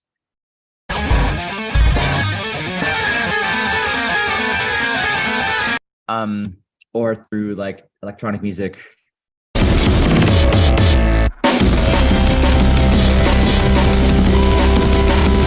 And it's really digging these like extreme genres like breakcore or mathcore, and how they kind of push the boundaries of what people could consider to be music. But eventually we kind of hit a wall with that, and realizing that we're probably gonna need algorithms to push us even further. And that brought us into the music hackathon world. So what about starting a music hack day at MIT, and we made SoundCloud bots, and these SoundCloud bots would spy SoundCloud looking for tracks to remix. Would post remixes hundreds of times a day, and the remix would be completely algorithmic. So this one is called auto chiptune. It would just take a song and convert it into chiptune using source separation and resynthesis. And we made like dozens of these bots, and they would frequently get banned by SoundCloud. We also go on more world tours. So if you're doing something cool, invite us to your event. But we've mainly focused on neural synthesis. So when we started, most people in AI music, machine learning music, were using MIDI because it's easier. It's something you do on your one computer. We did that in order to synthesize the genres we liked, that we need to generate raw audio. This is what neural synthesis might look like. You're generating the waveform. A waveform is just a sequence of amplitudes. So you can use any kind of sequence generator to generate waveforms. And so surprisingly, even like an RNN works well. And that's how we get started. So here's one of the first example, something we generated. We just tried it on a bunch of Kurt Cobain Ella. And I guess my voice may be a little too glitchy, but hey, bear with me. So this is Kurt Cobain screaming Jesus. This was a generation, one of the first things we generated.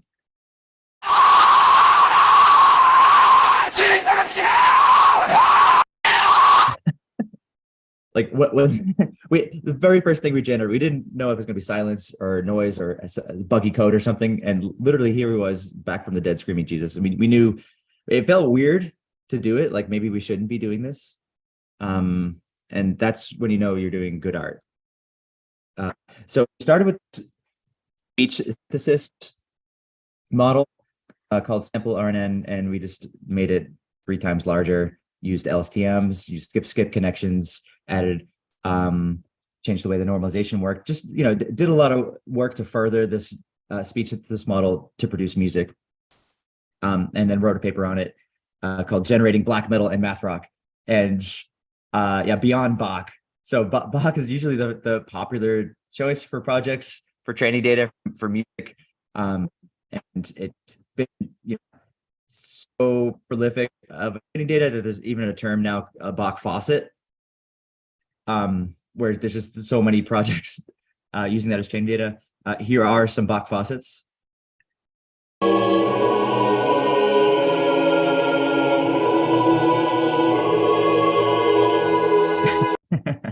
It's a Bach faucet.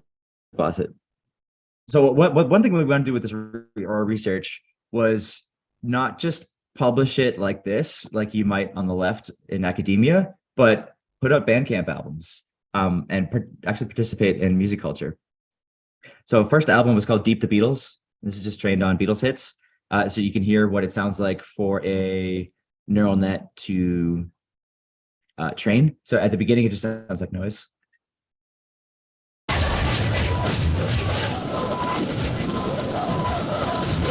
And then a day later, you start hearing more form.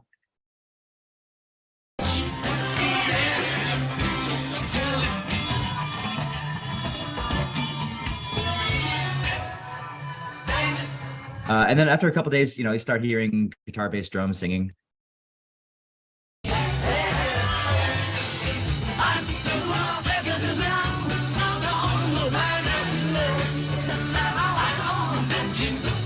And in theory, if you kept training it longer and longer, and there's enough capacity in your model, it would just eventually memorize the Beatles music. But that's not interesting. You don't want to just spit out the same Beatles.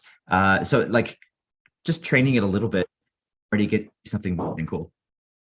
And little, like people, the critics start listening to this audio we're publishing and even reading it. And not very high, but we were just astonished that anyone was rating it. So like, okay, people are listening, so may as well make it listenable. And that's what we did with this black metal album, Coditany of Timeness. And the critics wrote, what saves this compared to the other releases, that it was an actual attempt to present the music in as enjoyable a context as possible. Now, I know you guys in academia, working really hard to publish papers and make breakthroughs and create algorithms and stuff, but also spend a little bit of time and make some cool music, share it with all of us. We want to hear it. The whole world wants to hear it.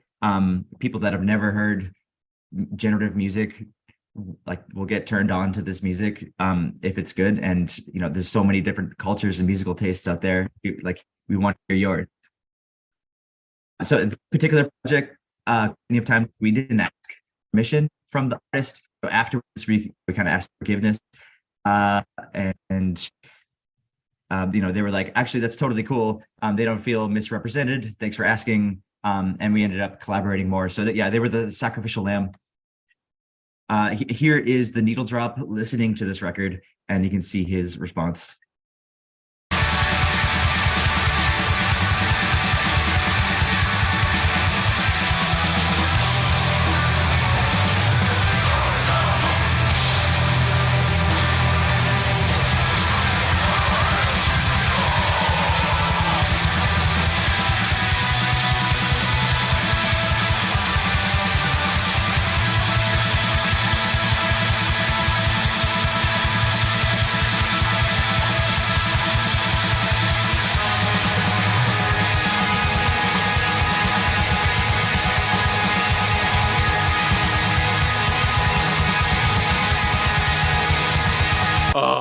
That's really weird. It makes me smile because I'm actually kind of amazed by it.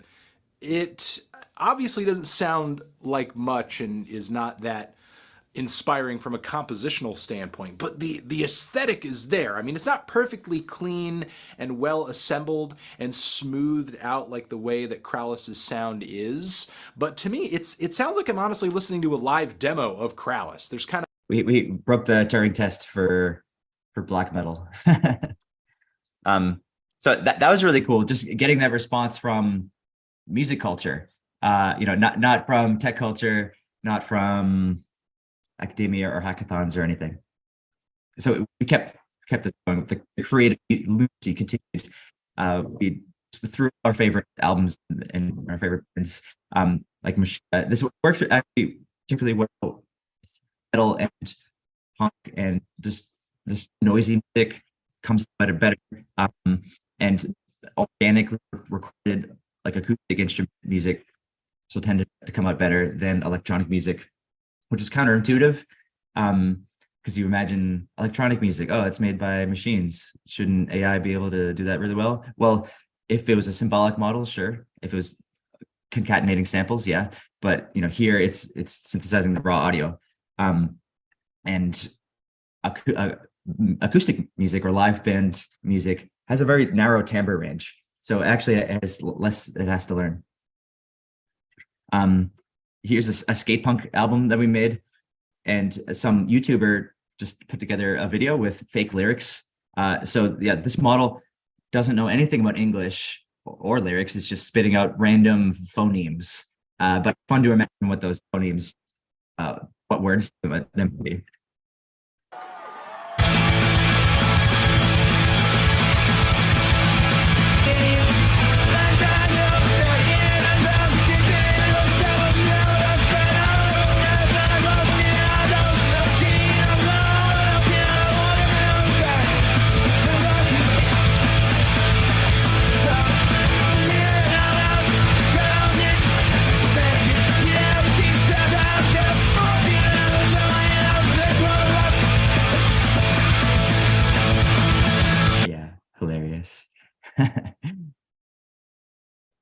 And bands started collaborating with us to do promotions.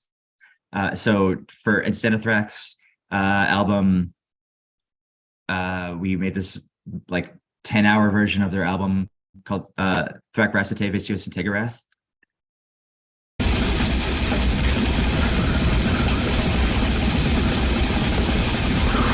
Their grindcore album band. And the whole album, the whole band listened through the 10 hours in the live stream with us. It's an amazing moment. We've got invited to play like live streams during pandemic, like Mathcore Index Fest, and we're actually still live. I didn't shut off the live stream.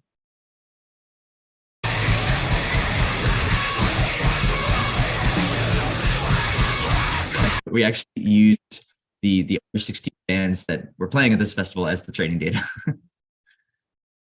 And also like visual artists will collaborate with us. Like this generative mosh pit video went viral.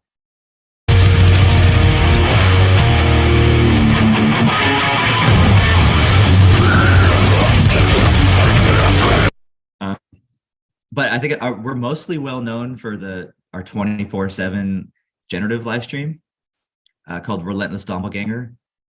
So this has been running for almost 4 years. It was only shut down once by accident when I had like a out of memory error that shut down the Linux machine. So it's running on a server in the cloud and just generating constantly and live streaming it over FFmpeg to YouTube over RTMP. And it might be one of the longest continuously running live streams. I think it's longer than Lo-Fi Girl in terms of continuity.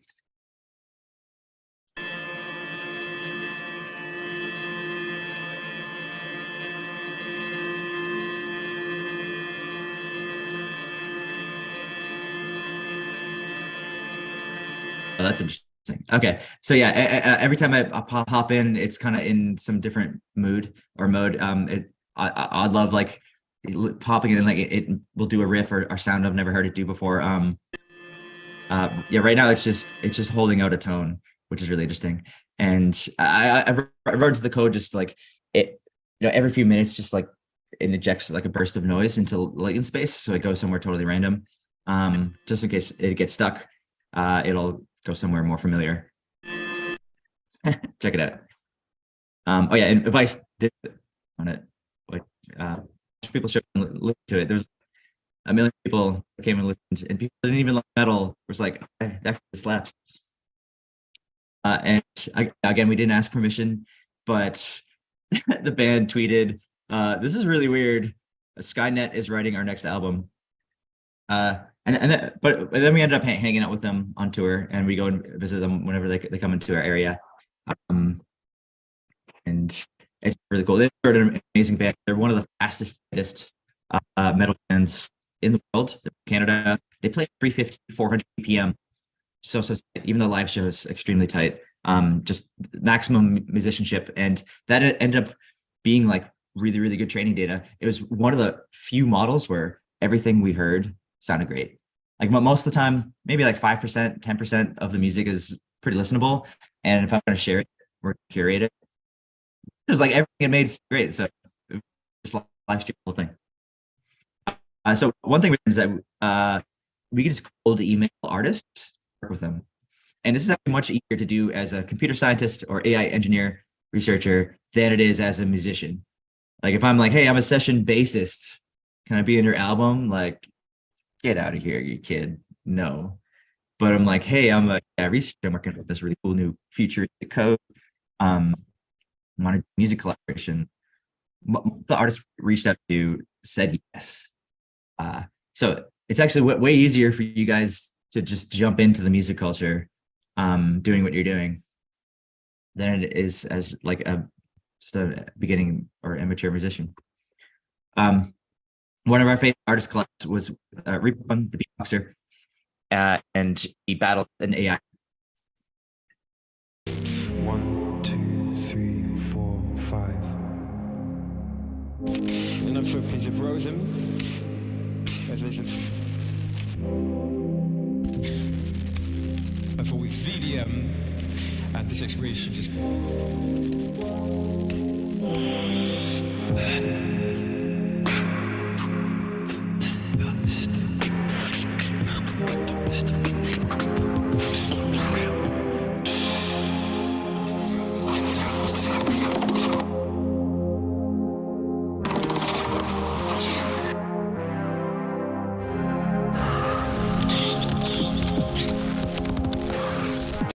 Yeah, it's so good. Yeah, Rafe is just a great storyteller visually and musically. And this whole music video is just truly a work of art. I look forward to doing more music videos with artists like that. Other models that we've played with are OpenAI Jukebox. Jukebox is a very large model. It's been trained on, I think, 8,000 artists in a bunch of different genres, and you can make music deep fakes that sounds like the style of different artists.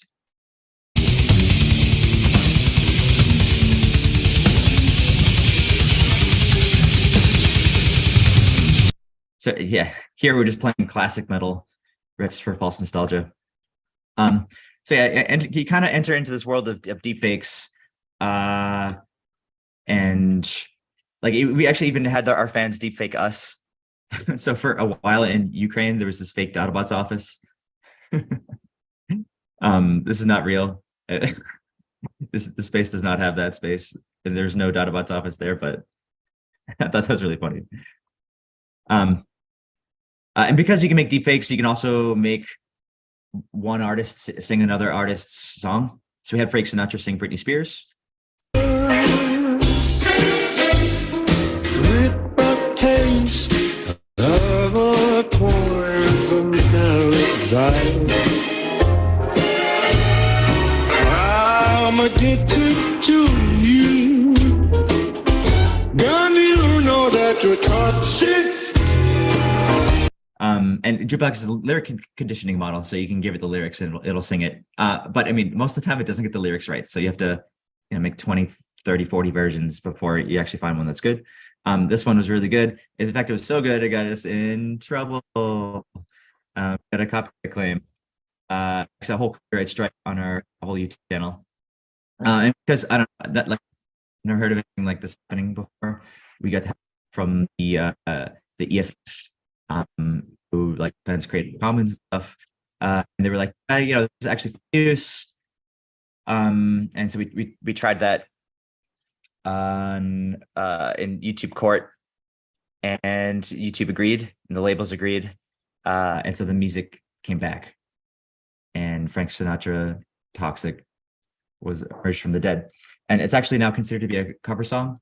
So music, there's two different kinds of copyright. There's like recording and publishing. Publishing is like lyrics and melody. So the lyrics copyright royalties go to whoever owns Britney Spears' lyrics, and the recording copyrights go to us. So it's like kind of like a cover song. It's interesting. So there's like, we're entering a whole new style of sampling. This is the Bomb Squad, who produced Republic Enemy, just, mixing hundreds of vinyl records together and to make amazing hip hop during the Golden Age. And just, wanting to contribute more samples, so people can remix it. Hopefully outside of the restrictions of copyright. So here we released 12 hours of funk music.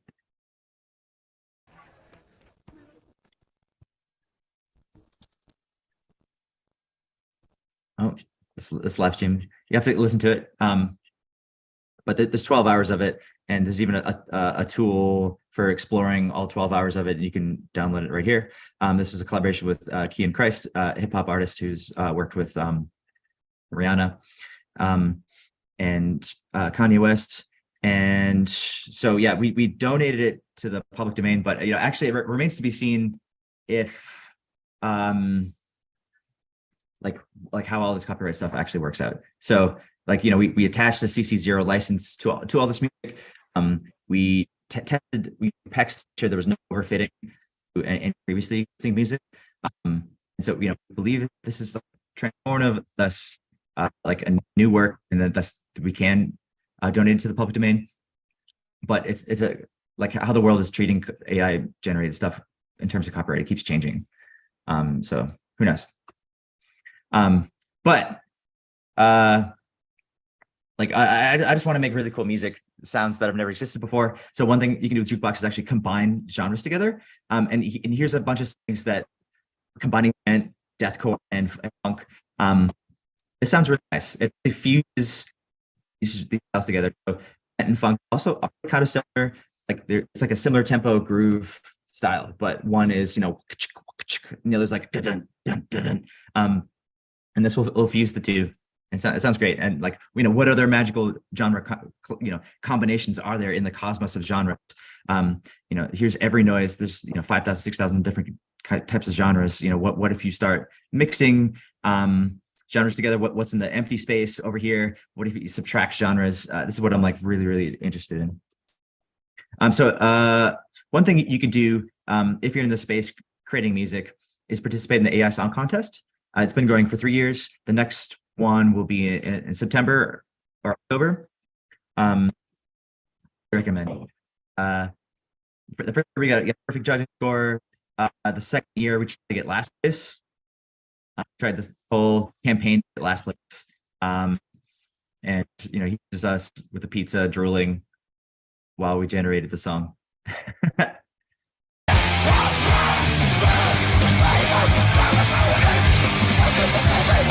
Yeah, just some hardcore punk. But then the next year we actually tried really hard. So we had like a really big team. We used like a ton of different kinds of styles of models. Using like jukebox, we synthesized a choir of nuns singing "Hail Satan."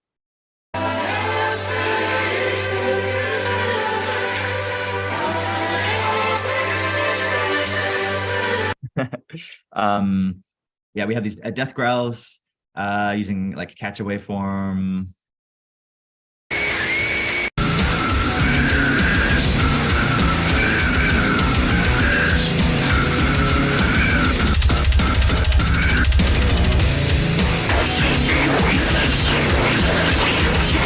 And we synthesize guitar riffs, actually not using audio models, but using a Guitar Pro model, which is another project at QML that Pedro is now taking charge on. But I made this like encoder decoder for Guitar Pro files to turn it into a format that is a token format for language models. So we use that to generate riffs. And also, using audio diffusion to make these breakbeats.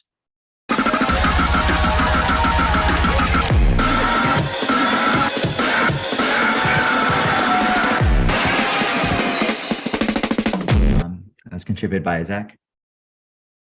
So each of the teams puts out this long process document, and you can read them and learn about how other musician researcher teams are figuring out how to detect to make really interesting music. And we just threw like everything there. We have like cube synthesis. So here is a quantum circuit simulator. And so there's a quantum Fourier transform. Here's like it's measuring the qubits, and you can also like spin the qubits. And then have it synthesize audio.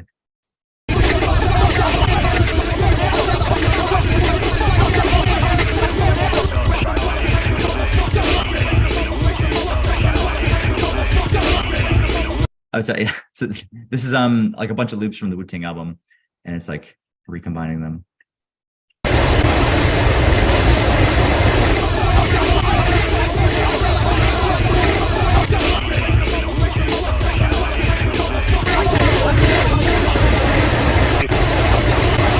Yes, I think using quantum circuits as an input to an audio model, new research direction that I'm kind of excited about. Other things you could do is train a model on an artist's voice. So Holly Hearn made a Holly model, train her voice, and a whole musicians use that. We made a track where I'm singing through Holly's voice. And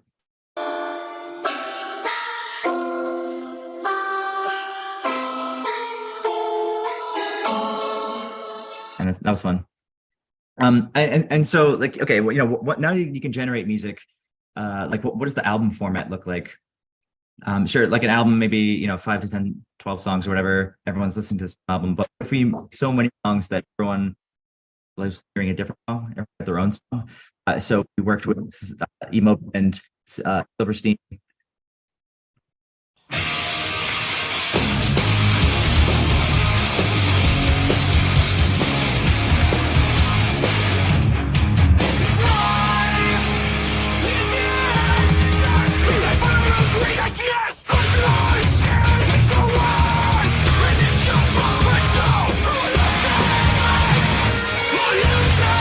This is probably one of our best quality models we ever trained. So we just made an album of 1,000 songs, and I listened through them three times. It's over a day of music, and just annotated each of the songs, whether it had like a cool riff or rising screams, or some of them are in like 5/4. And yeah, there's 1,000 of them. So yeah, Guitar Pro research. Oh, another thing we've been doing is working with this band Compressor Head in Berlin. They're a band of actual robots that play instruments.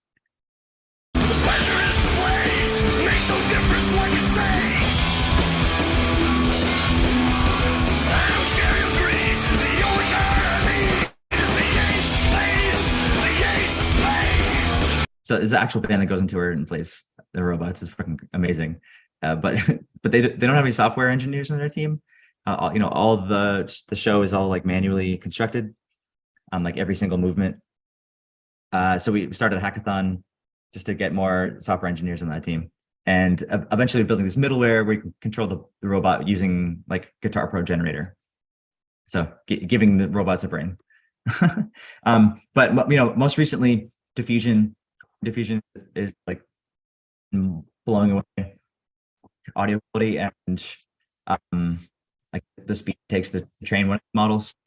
And we're close to the stick diffusion team, so we're able to glean insights about that for audio diffusion, which is on the one-dimensional waveform, not the spectrogram, just on the waveform. And so we have models that start with some kind of auto encoder, could be a VAE. Then you have a diffusion model and does this repeating noising, learns to denoise it. And you can stack these on top of each other. And there's different ways to make a diffusion model. Like a UNet is one possible way. So, down here you have like, your diffusion might have like a 1 minute window. So over here, it's like seeing the audio at the global 1 minute scale. And then over here, it's seeing it at the lower level scale. And this is latent diffusion. So this is like, it's diffusing in the latents, which actually comes out way better. And you can get more audio compression that way, and more time compression. And fun things you can do with that. So there's this Twitter bot called This Band Isn't Real. And every day it just makes a fake album cover, artist name, album title, just every day something different. Spiders in every direction. But they don't make the music for it. So I made a bot that comments on its posts with the music. So for this one, Hooded Mourner, Doom Lives Within Us. Then I was like, okay, what does that sound like? And this model is text conditioned on artist and album, so it surprisingly actually matches the style that you would expect.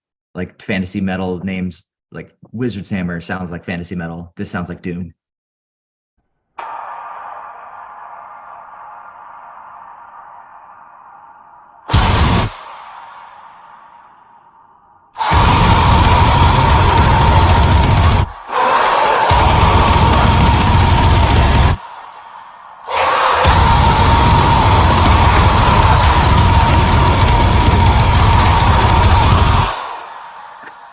And this is crazy. I've actually never heard metal that sounds like this at all. So I guess me really excited that these models you can find brand new styles in them.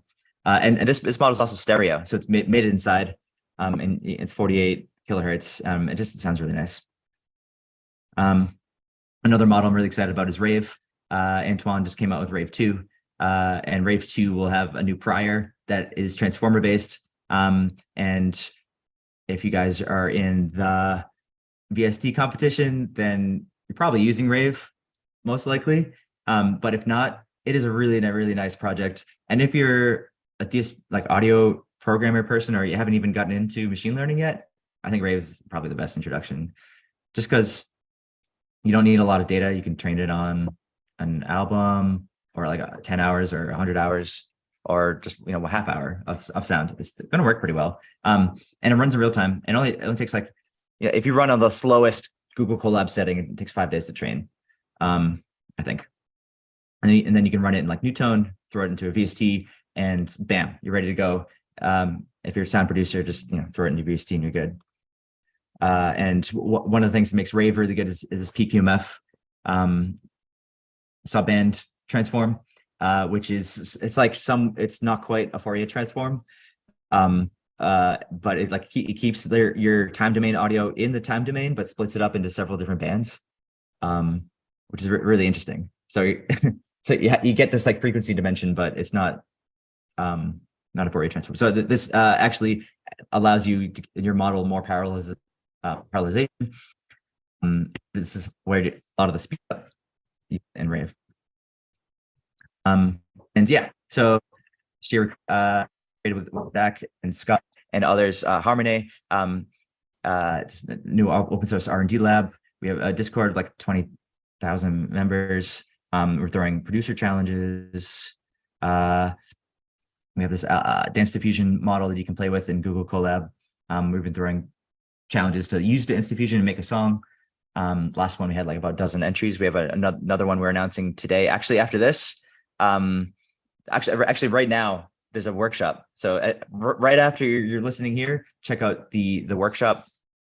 You'll see the link on the Harmonai channel. Here's the link. It's on Discord. It's in Pixel Links. And Zach will be teaching you how to use dense diffusion with either a pre-trained model or train your own. And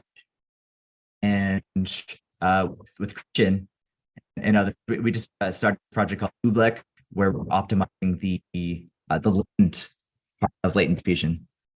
In other words, if you're familiar with SoundStream or Rave or Encodec, we're trying to do one of those things, but make the best one possible, given that we have a lot of compute and a big team and some good downstream models to test with. So yeah, this is Ublek, this component, the VAE that gets diffused in the latent space. So in conclusion, the end is near. We're selling merch, Dadabots. Takeaways for you. If you're working on music research, don't do too much the ivory tower. Actually, it's really fun if to take some time to contribute to the music culture.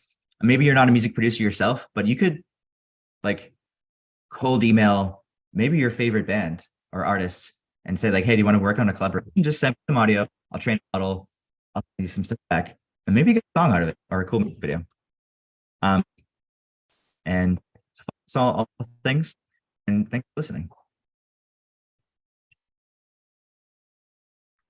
Awesome. Thanks so much, CJ. That was amazing talk. And as always, really cool, amazing demos. I think everyone in the audience could sense all the cool sounds you were sharing. So that's great.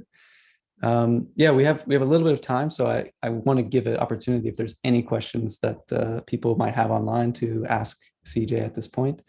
And yeah, and then I think we're going to wrap up after that. So if there's any questions, put them in the chat real quick and we'll get to them. But while we're waiting for that, I'll just make a few other, reiterate some points that Josh mentioned before. Yeah, the VST competition is still open. We extended the deadline, so there's still one more week to submit your final submissions. And yeah, keep working on them and making them as great as you can. And we've already gotten some submissions in so far and that we're really excited about. So I think there's going to be some really great competition.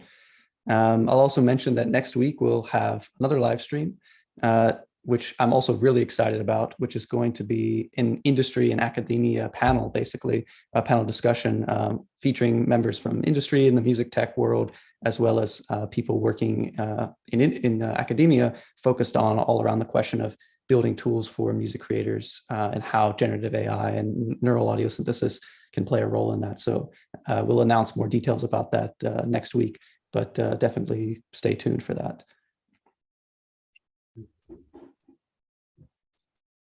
Yeah, it looks like you want to go for it, Josh? No, go ahead, Christian. Yeah, so it says, I think somebody was asking also about the Q loops interface that you were showing. Do you have a way for us to find that? If people want to learn more. It's still a work in progress. Okay. Yeah, I'm not ready to share a public link. But if you're interested, I can show you a private link with your private demo of this one I'm working on, but nothing ready to show with people yet. Cool. Yeah. So DM CJ if you want to get the insight on that, I guess. The other question I think that Jack was asking here is, how does AI music learn semantics, and how does it select what's usable and what is not? Oh, yeah, that's a great question. And like a largely kind of like unsolved problem, but we're using heuristics that work pretty well. So a lot of these models are trained with like a likelihood loss. So you have some training data, and the model is trying to generate things that match the distribution of that training data. So in theory, if it does this perfectly, it's just going to memorize the training data. But it'll also be able to create things that are in the universe of that training data. And whether or not this counts creativity or not is a philosophical debate. But in practice, it sort of fails to memorize these things. But in failing, it becomes inventive anyway in its own way. And honestly, I don't think deepfakes or imitation or trying to sound as human as possible is even really the most interesting thing you could do with this. I tend to think of it as just another kind of synthesis. It's kind of like granular synthesis, but smoother because it's based on statistics and with no hard edges on the grain. And you just have a large enough statistical model and it sounds convincing, right? It's, like you start with even for language model, start with a Markov chain, a bunch of words together. It's kind of nonsensical. But, if bigger than Markov chain, RNN, you get GPT-4 and the things it spits out sound very, very coherent. And so you just make your statistical model larger and it sounds more and more convincing. So yeah, how does it learn music semantics? It's just trying to match the distribution of that data, just feeding it the raw audio, and it has the capacity, like even when songs have millions of samples in them, has the capacity to see those patterns. And it's not been taught anything, or the models we use that are raw audio hasn't been taught anything about music theory. Doesn't know anything about notes or rhythms. It just, implicitly discovers those things, like through the problem of trying to match the distribution of the training data. Yeah, awesome. Thanks for that answer. I think it's a big question, I think, to answer fully. Yeah, so it doesn't look like there's any more questions, so I think we can start to wrap up the session. Yeah, I want to say a big thanks again to all of our speakers. Like, so much amazing work and ground that was covered today, and I learned a ton of different things that I didn't know I was going to learn today. So that was great. Yeah, and thanks again, everyone that tuned in online to the stream. I know we had a lot of people in the chat as well, so that's great to see. And just, I'm so excited about all of the kind of hype and growth going around the neural audio plugin space right now. It's like super exciting to see with this competition. But yeah, I'll pass it over to you, Josh, to close us out from there. Yeah, not much else for me to say other than, wow, what an amazing live stream. And it's really cool to see just the wide array of work as well. Everything from how we select samples, and are there ways that neural networks can expand on the way that we create music, all the way to like what CJ was saying about the next generation of sampling, being able to take the stuff that that people in the early days of hip hop were doing, because the music that was made was not designed to be sampled most of the time in the 60s and 70s, when hip hop producers were sampling soul records from James Brown and people like that.